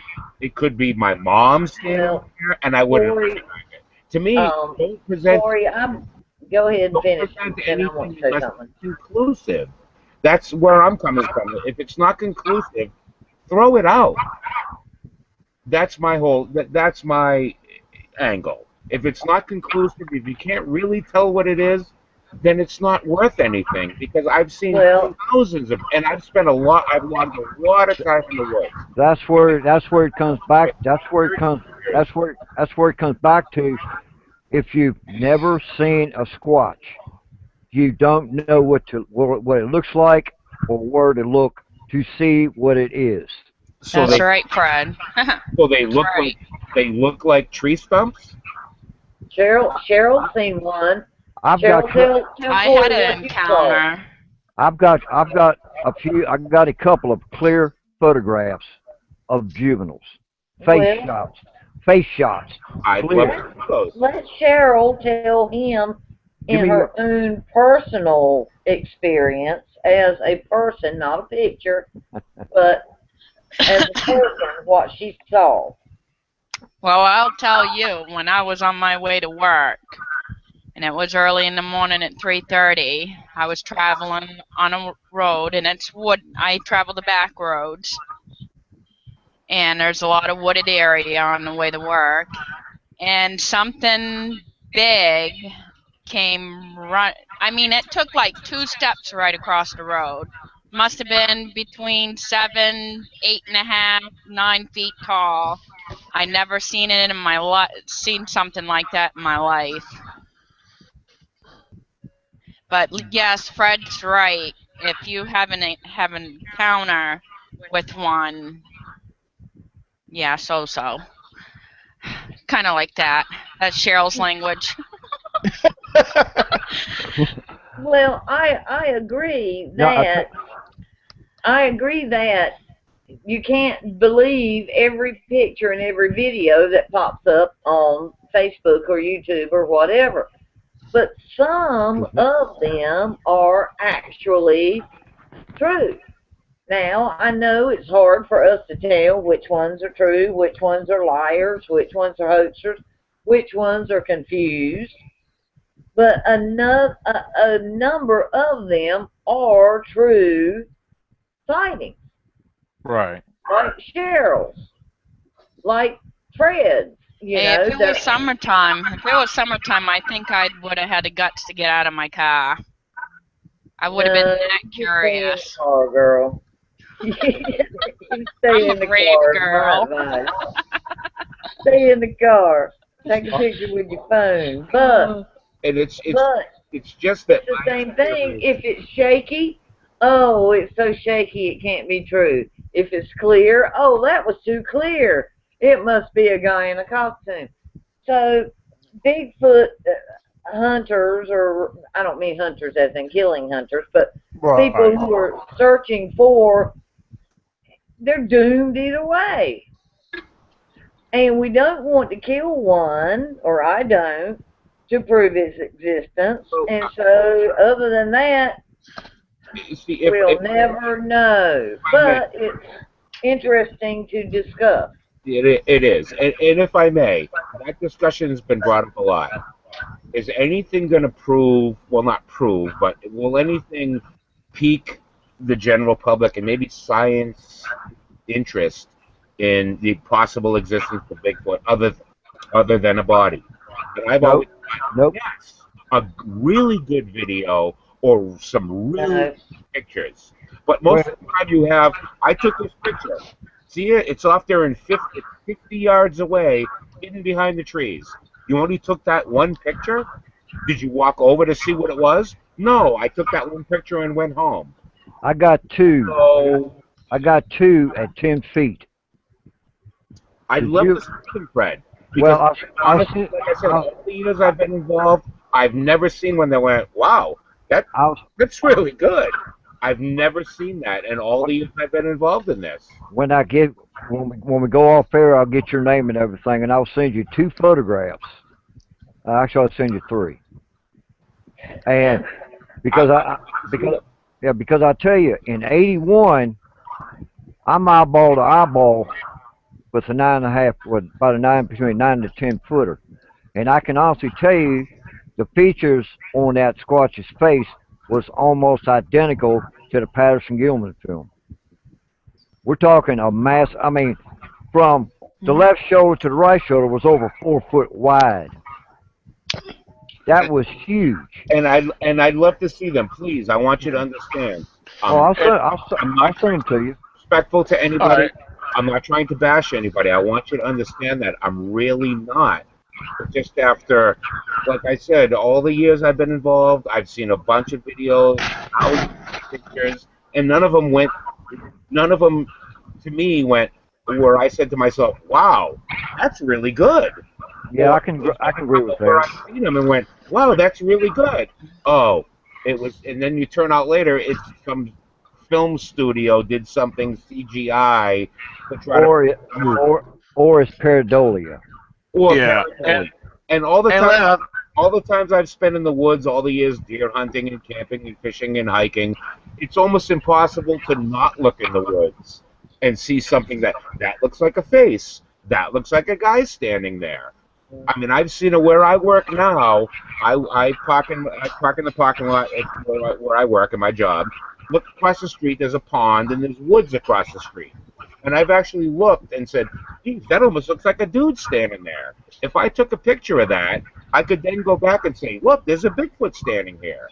But what bothers me is when people do that, they take one picture. Look, there's a Bigfoot standing here. Did you go over and investigate? No, I took the picture and went home. That bothers me. Frig that, I'd go investigate. That's being a fan Yeah, of I don't know though. If I took a picture with my phone of a Bigfoot at a distance, I might just haul ass after that. Oh, pull You a know, And see, we're a little different. My whole thing is to me, I'm not interested. I have always said when anybody gets involved in Bigfoot research, I think they need to ask themselves the question: do they want to know for themselves that Bigfoot is real, or do they want to prove it to the world? To me, I just want to know for myself. If I I was want it to for do an myself. I don't care about. I don't either. And I was to have But one. I'm not interested in taking but at pictures the time, at the or same time, video. I'm a scaredy If I was cat. to do an investigation and have one wandering by, and I knew it wasn't a guy in a suit, like, wow, these things are real, I would go off and find another hobby. But when people say, I see Bigfoot every day in my backyard, I've got 5 pictures, and all the pictures that they post could be anything. Well, that's a little extreme too, Corey. You know, the people that say I see him every day, and there And are a few of those out there that yes, do say and there that. are extremes. But you hear people that do say those sort of things. But Yeah, you like I do. You said, do show me a sometimes. good picture. Show me a good video. I keep an open mind. I'm not a skeptic. I don't think I'm necessarily a skeptic. I entertain the idea that Bigfoot exists. Show me what you got. I'll look at whatever you have. But just because I don't agree with you, I don't think that makes me a skeptic. That just makes me I'm looking at it and going, I don't see what you're seeing. I've seen pictures of blobs in the woods. You can see the eyes and the ears and the toenails. I'm like, what are you looking at? I'm looking at it at a 17 and a half inch high def monitor on my computer. I don't see what you're seeing.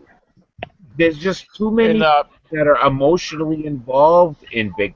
right. Corey, I can agree with you to a certain extent. Yeah. And I'll add in there, and I'm gonna refresh for for any new viewers that are jumping on, or anyone on the panel in general here. I mean, the refresh basically. I think Corey. It's safe to say Corey kind of cleared his point up as far as he's not attacking nobody in general, and I'm not. No, but please right, understand that I'm not. I'm really not. Please, I want you guys to understand that. I'm really not. right, I don't mean to and rip he's actually but right, but the Yes. point he's making a Yeah. very clear point, and his point's actually very. I mean, in my opinion, his point is very clear and well said. I mean, you know, I don't know. I couldn't honestly. I couldn't say it any better than what Corey's saying. But the thing is, as far as he's not discrediting anyone who claimed to have had a sighting, because that's everybody's, personal, whatever, Yeah. But so, I mean, but yeah, I he's making a I clear agree. point, I agree. and He puts his point out there, but respectfully, and I think we all feel that way. Or at least us on the panel here that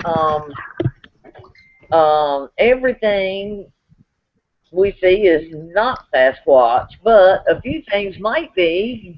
It's just that's the problem, yeah, you know. and that is the problem. Might be. I've seen a lot of pictures. Hey, could this be a Bigfoot? Yes, it could be a leprechaun or a unicorn too.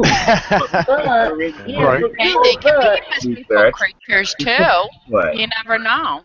What's that, depends. Cheryl? I said they can be mystical creatures too. You never know. Yeah. Yeah, there could. Yeah. Yes, Yeah. yes, Cheryl, there could be. But if you know something about the person posting it, or if you don't know anything about, credibility and respectability and whatever plays a little part in that too. You just have to take it all and lump it up and see what comes out in the wash. But and I've been Or watching. God just wanted them on this Yeah, on this earth. yeah, and she does bring up a good point. Most of the time, a lot of the videos and pictures and YouTube clips and all the garbage that we've seen, most of the time I've found that, and I've actually done this, somebody posted, I have a video of a Bigfoot, and they post it on YouTube. I go research the person themselves without even looking at the video. They have 11 pictures of UFOs, 27 videos of chupacabras, 5 videos of Bigfoot. So right away, I just have to discount it, saying that This person is a fan of the paranormal thing, and that's fine.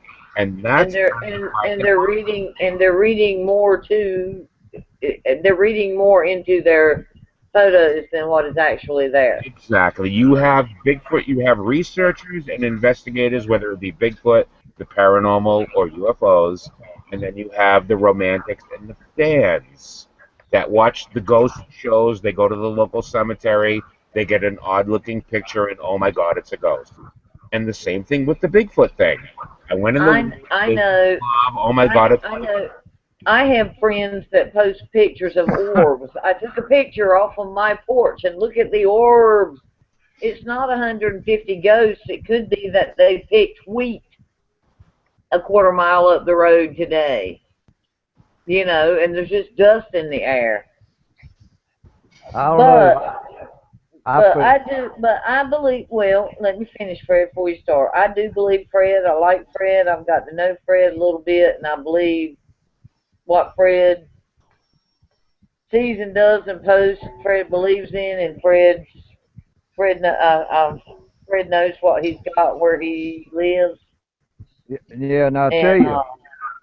I'm a fan of Fred. Yeah. Now I tell you. I was leaving my research area. I was at the end of the coal roads, and I had a pine tree that was bent over across the road. I tried to debunk that. Him going up on a tree, me pulling down his feet, trying to take across the road. Because I Was took that there photo, orb well, I on took that video. with the orb?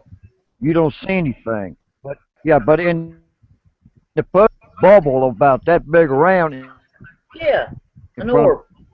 that wasn't. I don't know what it I was. saw that. Someone told me about it. I went and back to look at it. I don't know what it is. Well, orbs I are got a true, and photograph orbs of. do I think exist, I but think it's a. every orb you get isn't grandmama trying to get in your Well, picture or whatever. But orbs, I don't know what it is. orbs Yeah, do I don't know. exist. Yeah, yeah. But see, I don't know what it is, and I got a photograph. To me, it looks like a poodle. It I got a wasn't. poodle I can show you. If you haven't seen poodles. Cheryl, This one.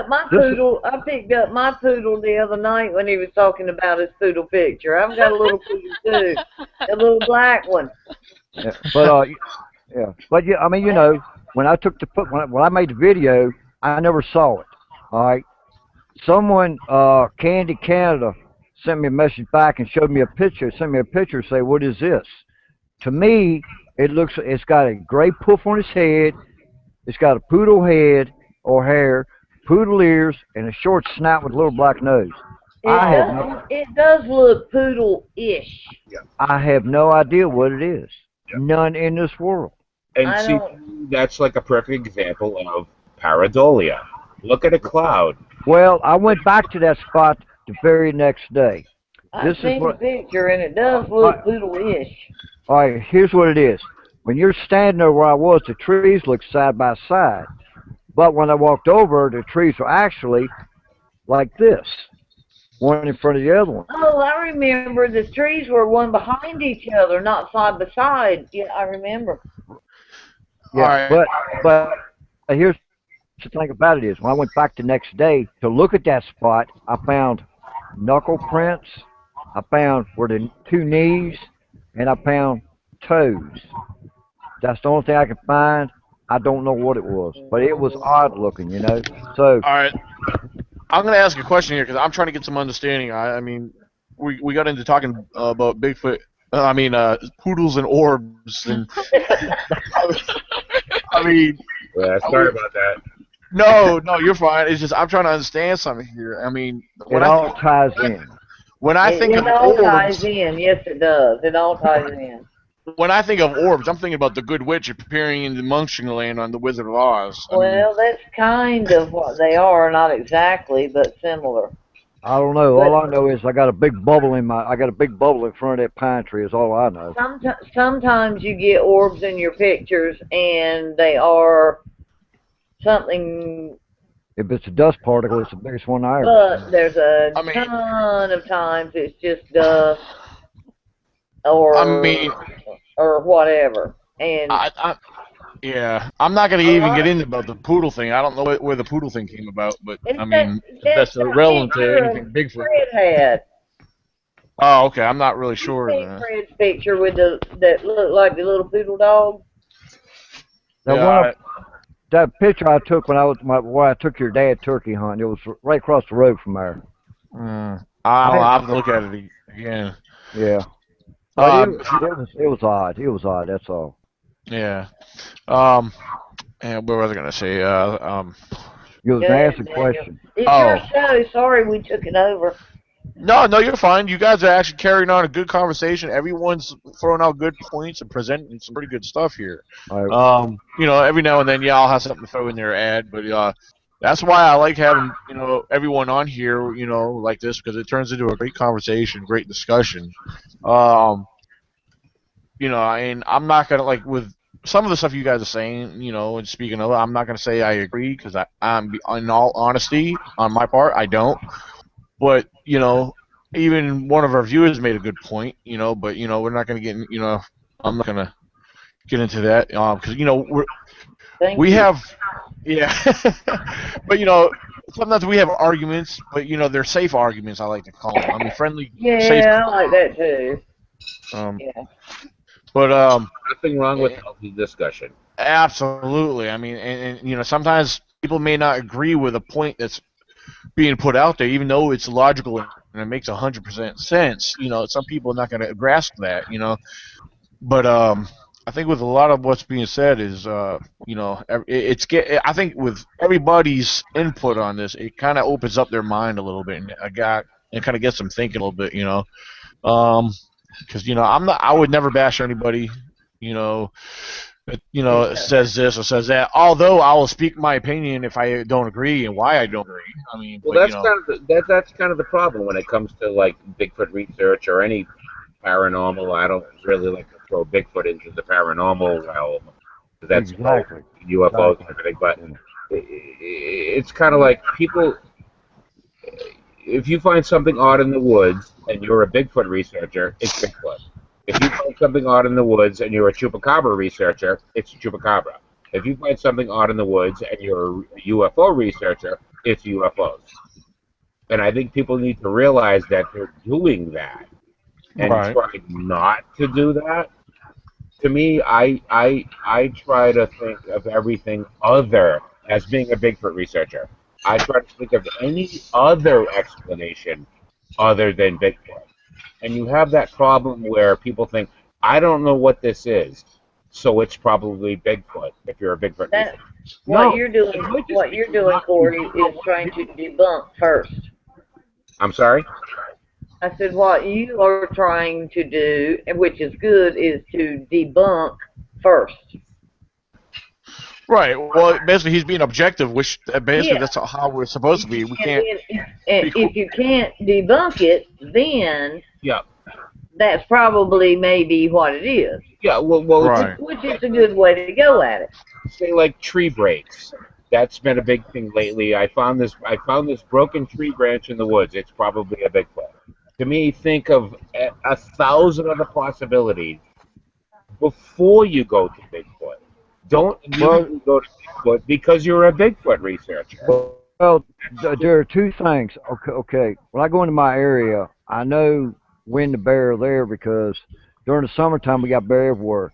But when you find a snap, all right, I know being an arborist, I know what nature does on snaps.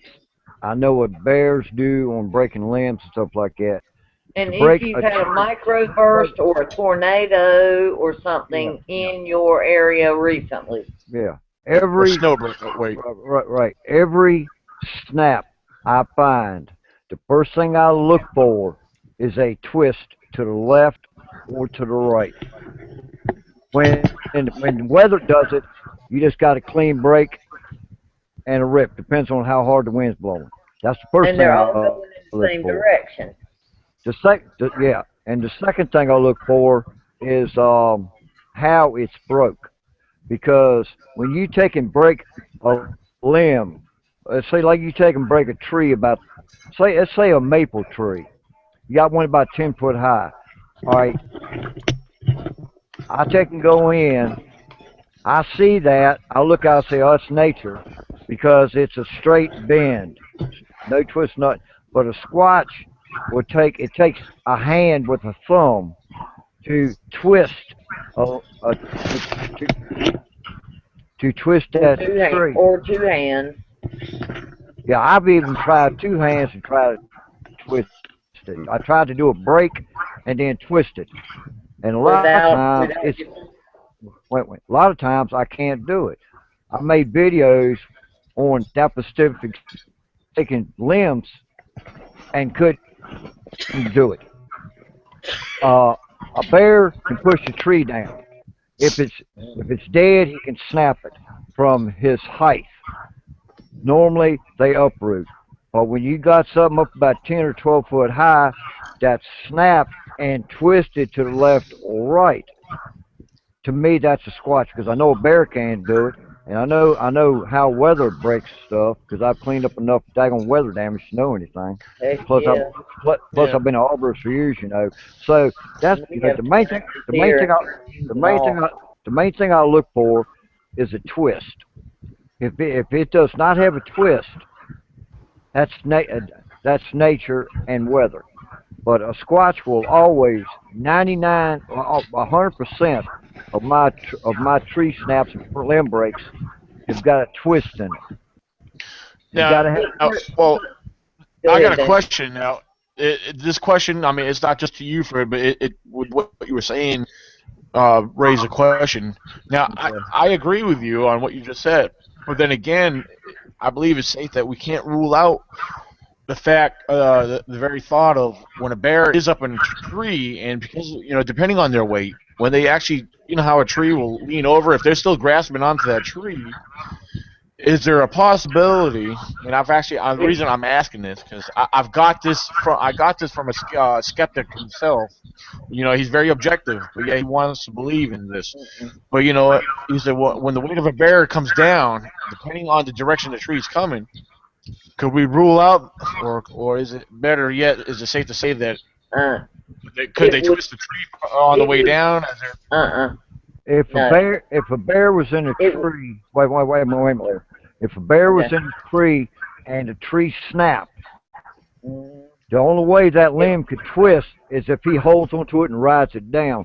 But yet you look for claw marks, because he's gonna be holding on for dear life, right. you know.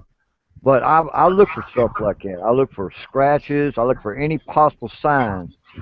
But humans can take.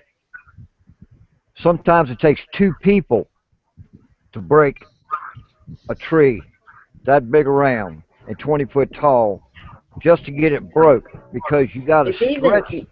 yeah. You got because when you break it, you got fibers that you got to stretch and break. Mhm. Now I showed Daniel an area behind in my research area that every limb, every tree that was broke down in that bent part, the bark worked. The bark bent down to make like a door hinge. You Mhm. know, I've seen that. You know, it just depends on. Even if a bear climbed a good way up a fairly skinny tree and broke it from his weight going out on a limb and broke the trunk fairly up high, it would just break There's and a go down.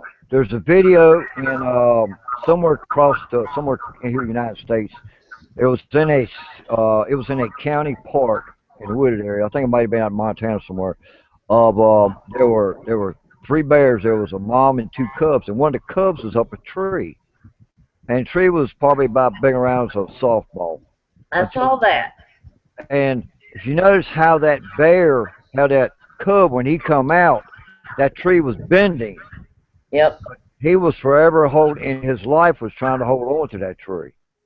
But you notice he didn't break it because it's a softwood or a hardwood, you know. But And anyway, it was a fairly skinny tree too. It was tall, but it was fairly skinny.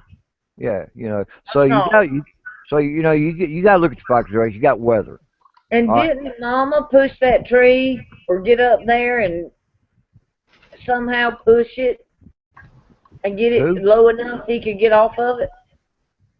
Yeah, to a point, yeah. But the main thing is you gotta look for weather. Weather, the higher up on the mountains you go, the more wind damage you're gonna have. Now, we live in a big salad bowl. All right, so we're down low and we got high mountains all around us. Now, when you go up on Ball Mountain, when you get to the top of there, it looks like a tornado went through there. And there are trees across there like X's. They make structures and everything. But if you notice, all the breaks are clean and straight. A bear cannot take and break a limb and twist it. He has no thumb. Now they can break it and bend it with their teeth, but they'll leave Right. teeth mark. But they'll leave teeth mark. Yeah. So I look at the obvious, before I assume it's a squatch.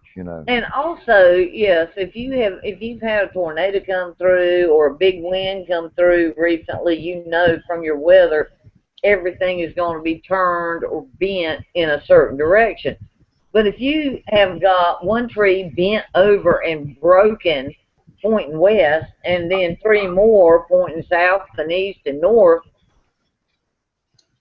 and Well, nothing else around it, that wasn't a microburst, that wasn't a tornado, that was something else. And that is where your yeah, well, I'll squawk tell you. comes in. Well, I think you also have to look for Yeah, what I yeah. see Well, I'll as give you a good example. big. Or human. All Excuse right, me. I'll give you a good example.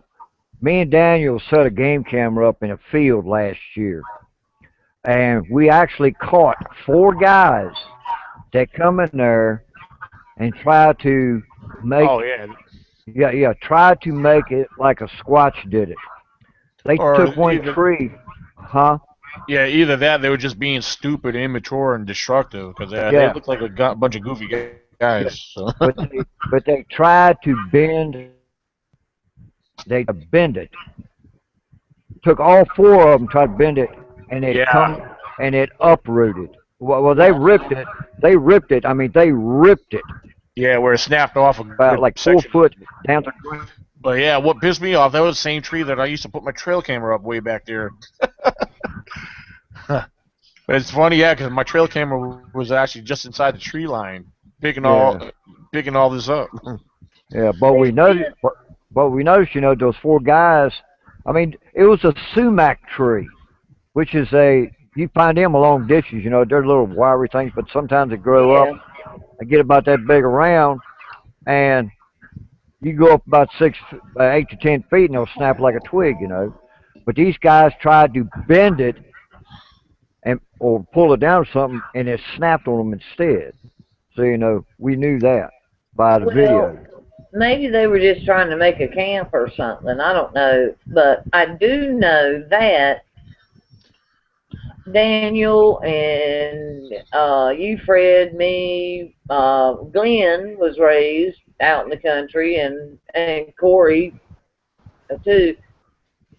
You can walk through the woods and or the countryside or just whatever, in your area or when in whatever area, you can look at laid over trees, snap trees, bent trees, whatever. You can tell if you've ever been in the woods 10 times in your life what's weather and what's not to a certain extent, you know? Yeah, well, but Corey's got a good point too. He's got a good point. Yeah, Yeah, well, oh yeah, yeah, I agree. Yeah, I'm enjoying Corey's feedback. yeah. I mean, I've seen stuff out in the woods. I've seen a lot of tree breaks, trees bent over, and I've seen a lot of pictures. This was a Bigfoot tree break, and if you look at a lot of the pictures, there's some sort of defect in the bark. Here in New England, we have a couple of different parasites that have been attacking our trees. And once they break the bark open, the tree gets diseased and it just falls over 10, 20, 30 feet up in the air. And the one the, the one thing I think about a lot of times too is when you see people posting pictures of, could this be a Bigfoot, a Sasquatch shelter? Is that the outdoors thing, the man versus wild thing is an awfully popular thing right now. So could these be rudimentary shelters that somebody tried to build for themselves? I mean, Well, they could be, I but they mean, might not. I've been out in patches of trees where every tree is great, and right in the middle there's one tree that's just bent over and snapped off. Now, should I attribute those all to Bigfoot? No. I look for something else. Are there any footprints? Are there any marks on the trees? But Oh, What would be if the you've purpose? got 3 or 4 fresh breaks leaning over each other in different directions, and there's nothing else in the area that's broken and But I've seen that. So I'm that's just why all I right, don't think so about. completely discount that. All right, think about this. Daniel's seen it. I've seen it in his area and in my area. A squatch is the only creature that'll take and bend a small sucker tree over, pick up a log, and and stuff hold it it down. and hold that tree down. And I've seen them bent over with the end of it pushed in the ground. Now, a bear can't Not do people. that. No, because a lot of these trees, it would take at least 5 people to bend over just to do that. Because I know that the bending over of a tree, a standing tree, oh, well, not tree, a sweet tree is like a big, 12, 15, 16, 18, 24 inches long.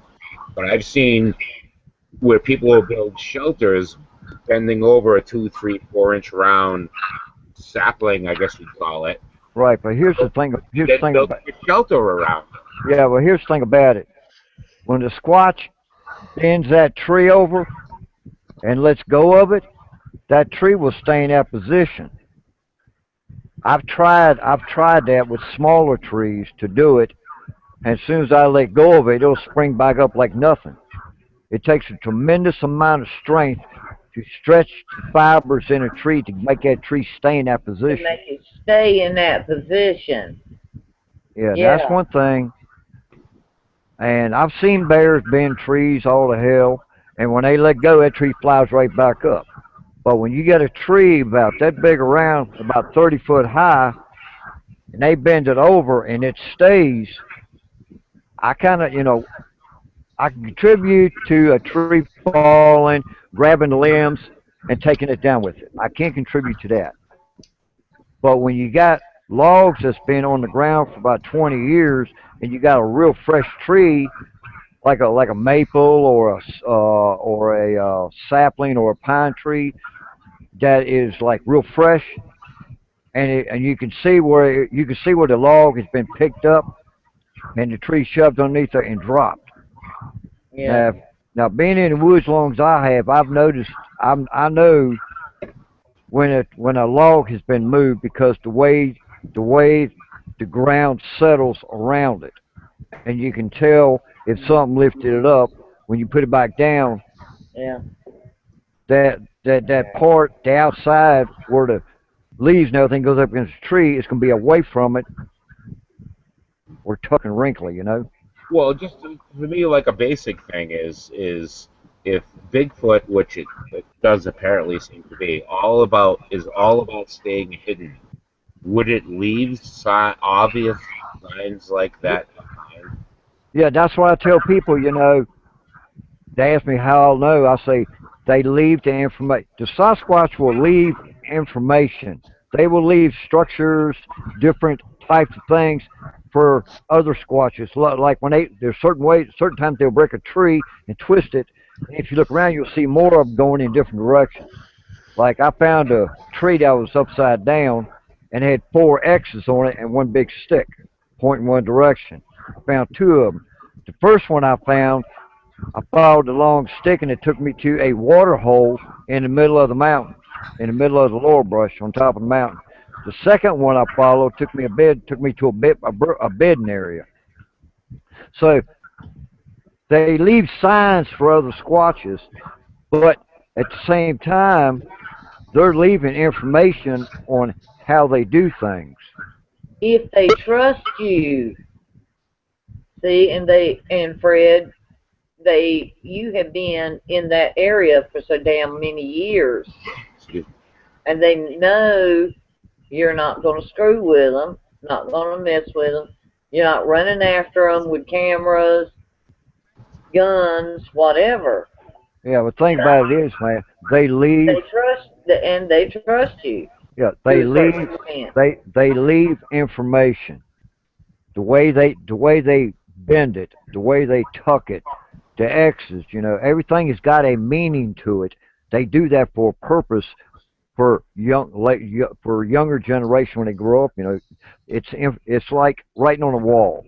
It's like cavemen writing on a Yeah, wall. They're leaving information, and I tell and we people, don't understand yeah, it. yeah, and I tell people that's the Squatches are leaving the information about them. You just have to learn to decipher it. That's about the simplest way to put it. That's when you find breaks, X's. Uh, like good example. If you leave a tree stand in the woods, you come in there one day and you find a tree you like. You look around, it's just as clear as a bell, no structure. I mean, no obstruction, no nothing. You come back 2 days later and you'll find X's about 3 foot tall, 60 yards away, going all the way around your tree stand. What that is the adult squatches telling the juveniles, don't go beyond this point. It's danger. I've learned to, I've seen that when I started putting tree stands up is when I started seeing it. And that's information that the squatches leave for other squatches. So they leave their information. You just got to know how to decipher it. And that's what a lot of people know. Well, People say, oh, and a weather did lot, this, weather and did that. Yeah, of stuff. most people But don't if you know know, how to decipher it. Just a few. But you got to be patient. Be still. Be patient. Leave them the hell alone. Like I said the other night about going to a new person's house that's got a little youngin'. You don't run right up and grab the youngin' and pick it up. You sit down and just chit chat, and in a little while, the youngin' will come to you. And that's what you're doing, Fred. You just mind your own business, but keep a good lookout, and they will come to you. yeah, well, yeah, they come to the thing about it. But the bottom line is, they leave information. Oh, yeah, I agree. Yeah, I know. And what Corey's saying, I can understand because I'm seasoned. I've been doing this since '81. So I know exactly to a point what I'm doing. And It's other people who see stuff like that and don't know what it is. Because if you can go in the woods for 10 years in a row and walk by the exact same spot never see and it. never notice it. Well, Exactly. it's just like the same thing with these hunters. Some of these hunters that are skeptics. When I talk to them, they're like, well, I'm in the woods all the time. I never see no foot tracks or anything of that. But then again, They're are looking they for looking? deer track, not Bigfoot track. Right. They're not. Yeah. Well, sometimes they're not even looking for that. But yeah, they're not even looking on the ground. Their mindsets in a different area. So, and on another point, everyone tonight was awesome.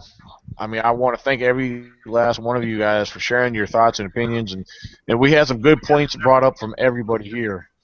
And I don't know when the next podcast is going to be. I don't have nothing set or scheduled right now. Um, I I might I will. might I might have one here in the next week or so. Okay. Just definitely keep us all informed, Fred. All right. Yeah, like I said, I don't know what's planned yet right now. Sometimes I get people that want to share stuff with me that want to hear it discussed, which that's why we did what we did tonight. And it turned, one thing led to another thing and opened up more conversation. It usually works out that way, which is awesome. So viewers, if you haven't done so already, subscribe to the YouTube channel ECBRO 98. Fred Candy's got a YouTube channel, Freddy59100. Check that out. Subscribe as well. Corey, by any chance, do you have any information you want to share? As far as Uh, our No, not really. I've been involved with a few different groups over the years, but now I'm kind of just doing my own thing, so I don't really have like a YouTube channel or a Facebook page or anything like that. So Right. Hey, Okay. what's your last name, my Corey? last name How do you spell that? A R I A-L-A, huh? A All right. R I E. R-I-E. And Yes, that's pronounced what? Larry? Allery. Hourly. Okay. Valerie. Allery. Hey, Yep. what All part of right, cool. Massachusetts are you in, Corey? I'm sorry. What part of Massachusetts are you in? Over in by the Worcester area, Oh, okay. about 2 hours I outside I of grew. Boston. I'm originally from Douglas, Massachusetts, East What's up? Douglas. Oh yeah, you're right. You're I'm right Douglas, next. like Yeah, a I'm half almost hour down the road from me. Yeah. Oh, exactly. I grew up in the small town of Douglas. oh, oh God, more Yankees. Yeah, You and from your me too. Yankees, From me Fred. too, more Yankees. Yeah, I know. He's But always talking about Yankees. Glenn and Cheryl, they're from Maine. I mean, except, well, Cheryl should say, well, she's originally from Florida, but well, but if oh, you there listen to her you accent, go. There you yeah, go. See, but but it she's been don't up there matter. long It enough, you can don't hear her matter. northern accent. Friends is friends nowadays. Oh, I got it all. Yeah, we should keep in Yeah, touch. we can still talk Southern and Northern, but it's all good. It's all friends, and what the Uh, heck? Absolutely. Been And thank you again 200 for everybody plus tuning years. in. Everyone on the panel, if you guys want to hang tight, we're gonna have our open chat as soon as I drop off air. But again, thank you viewers for coming in. So, hold on. Everybody, thanks for coming by. Thank you. All Take care. right. Thanks for listening, everybody.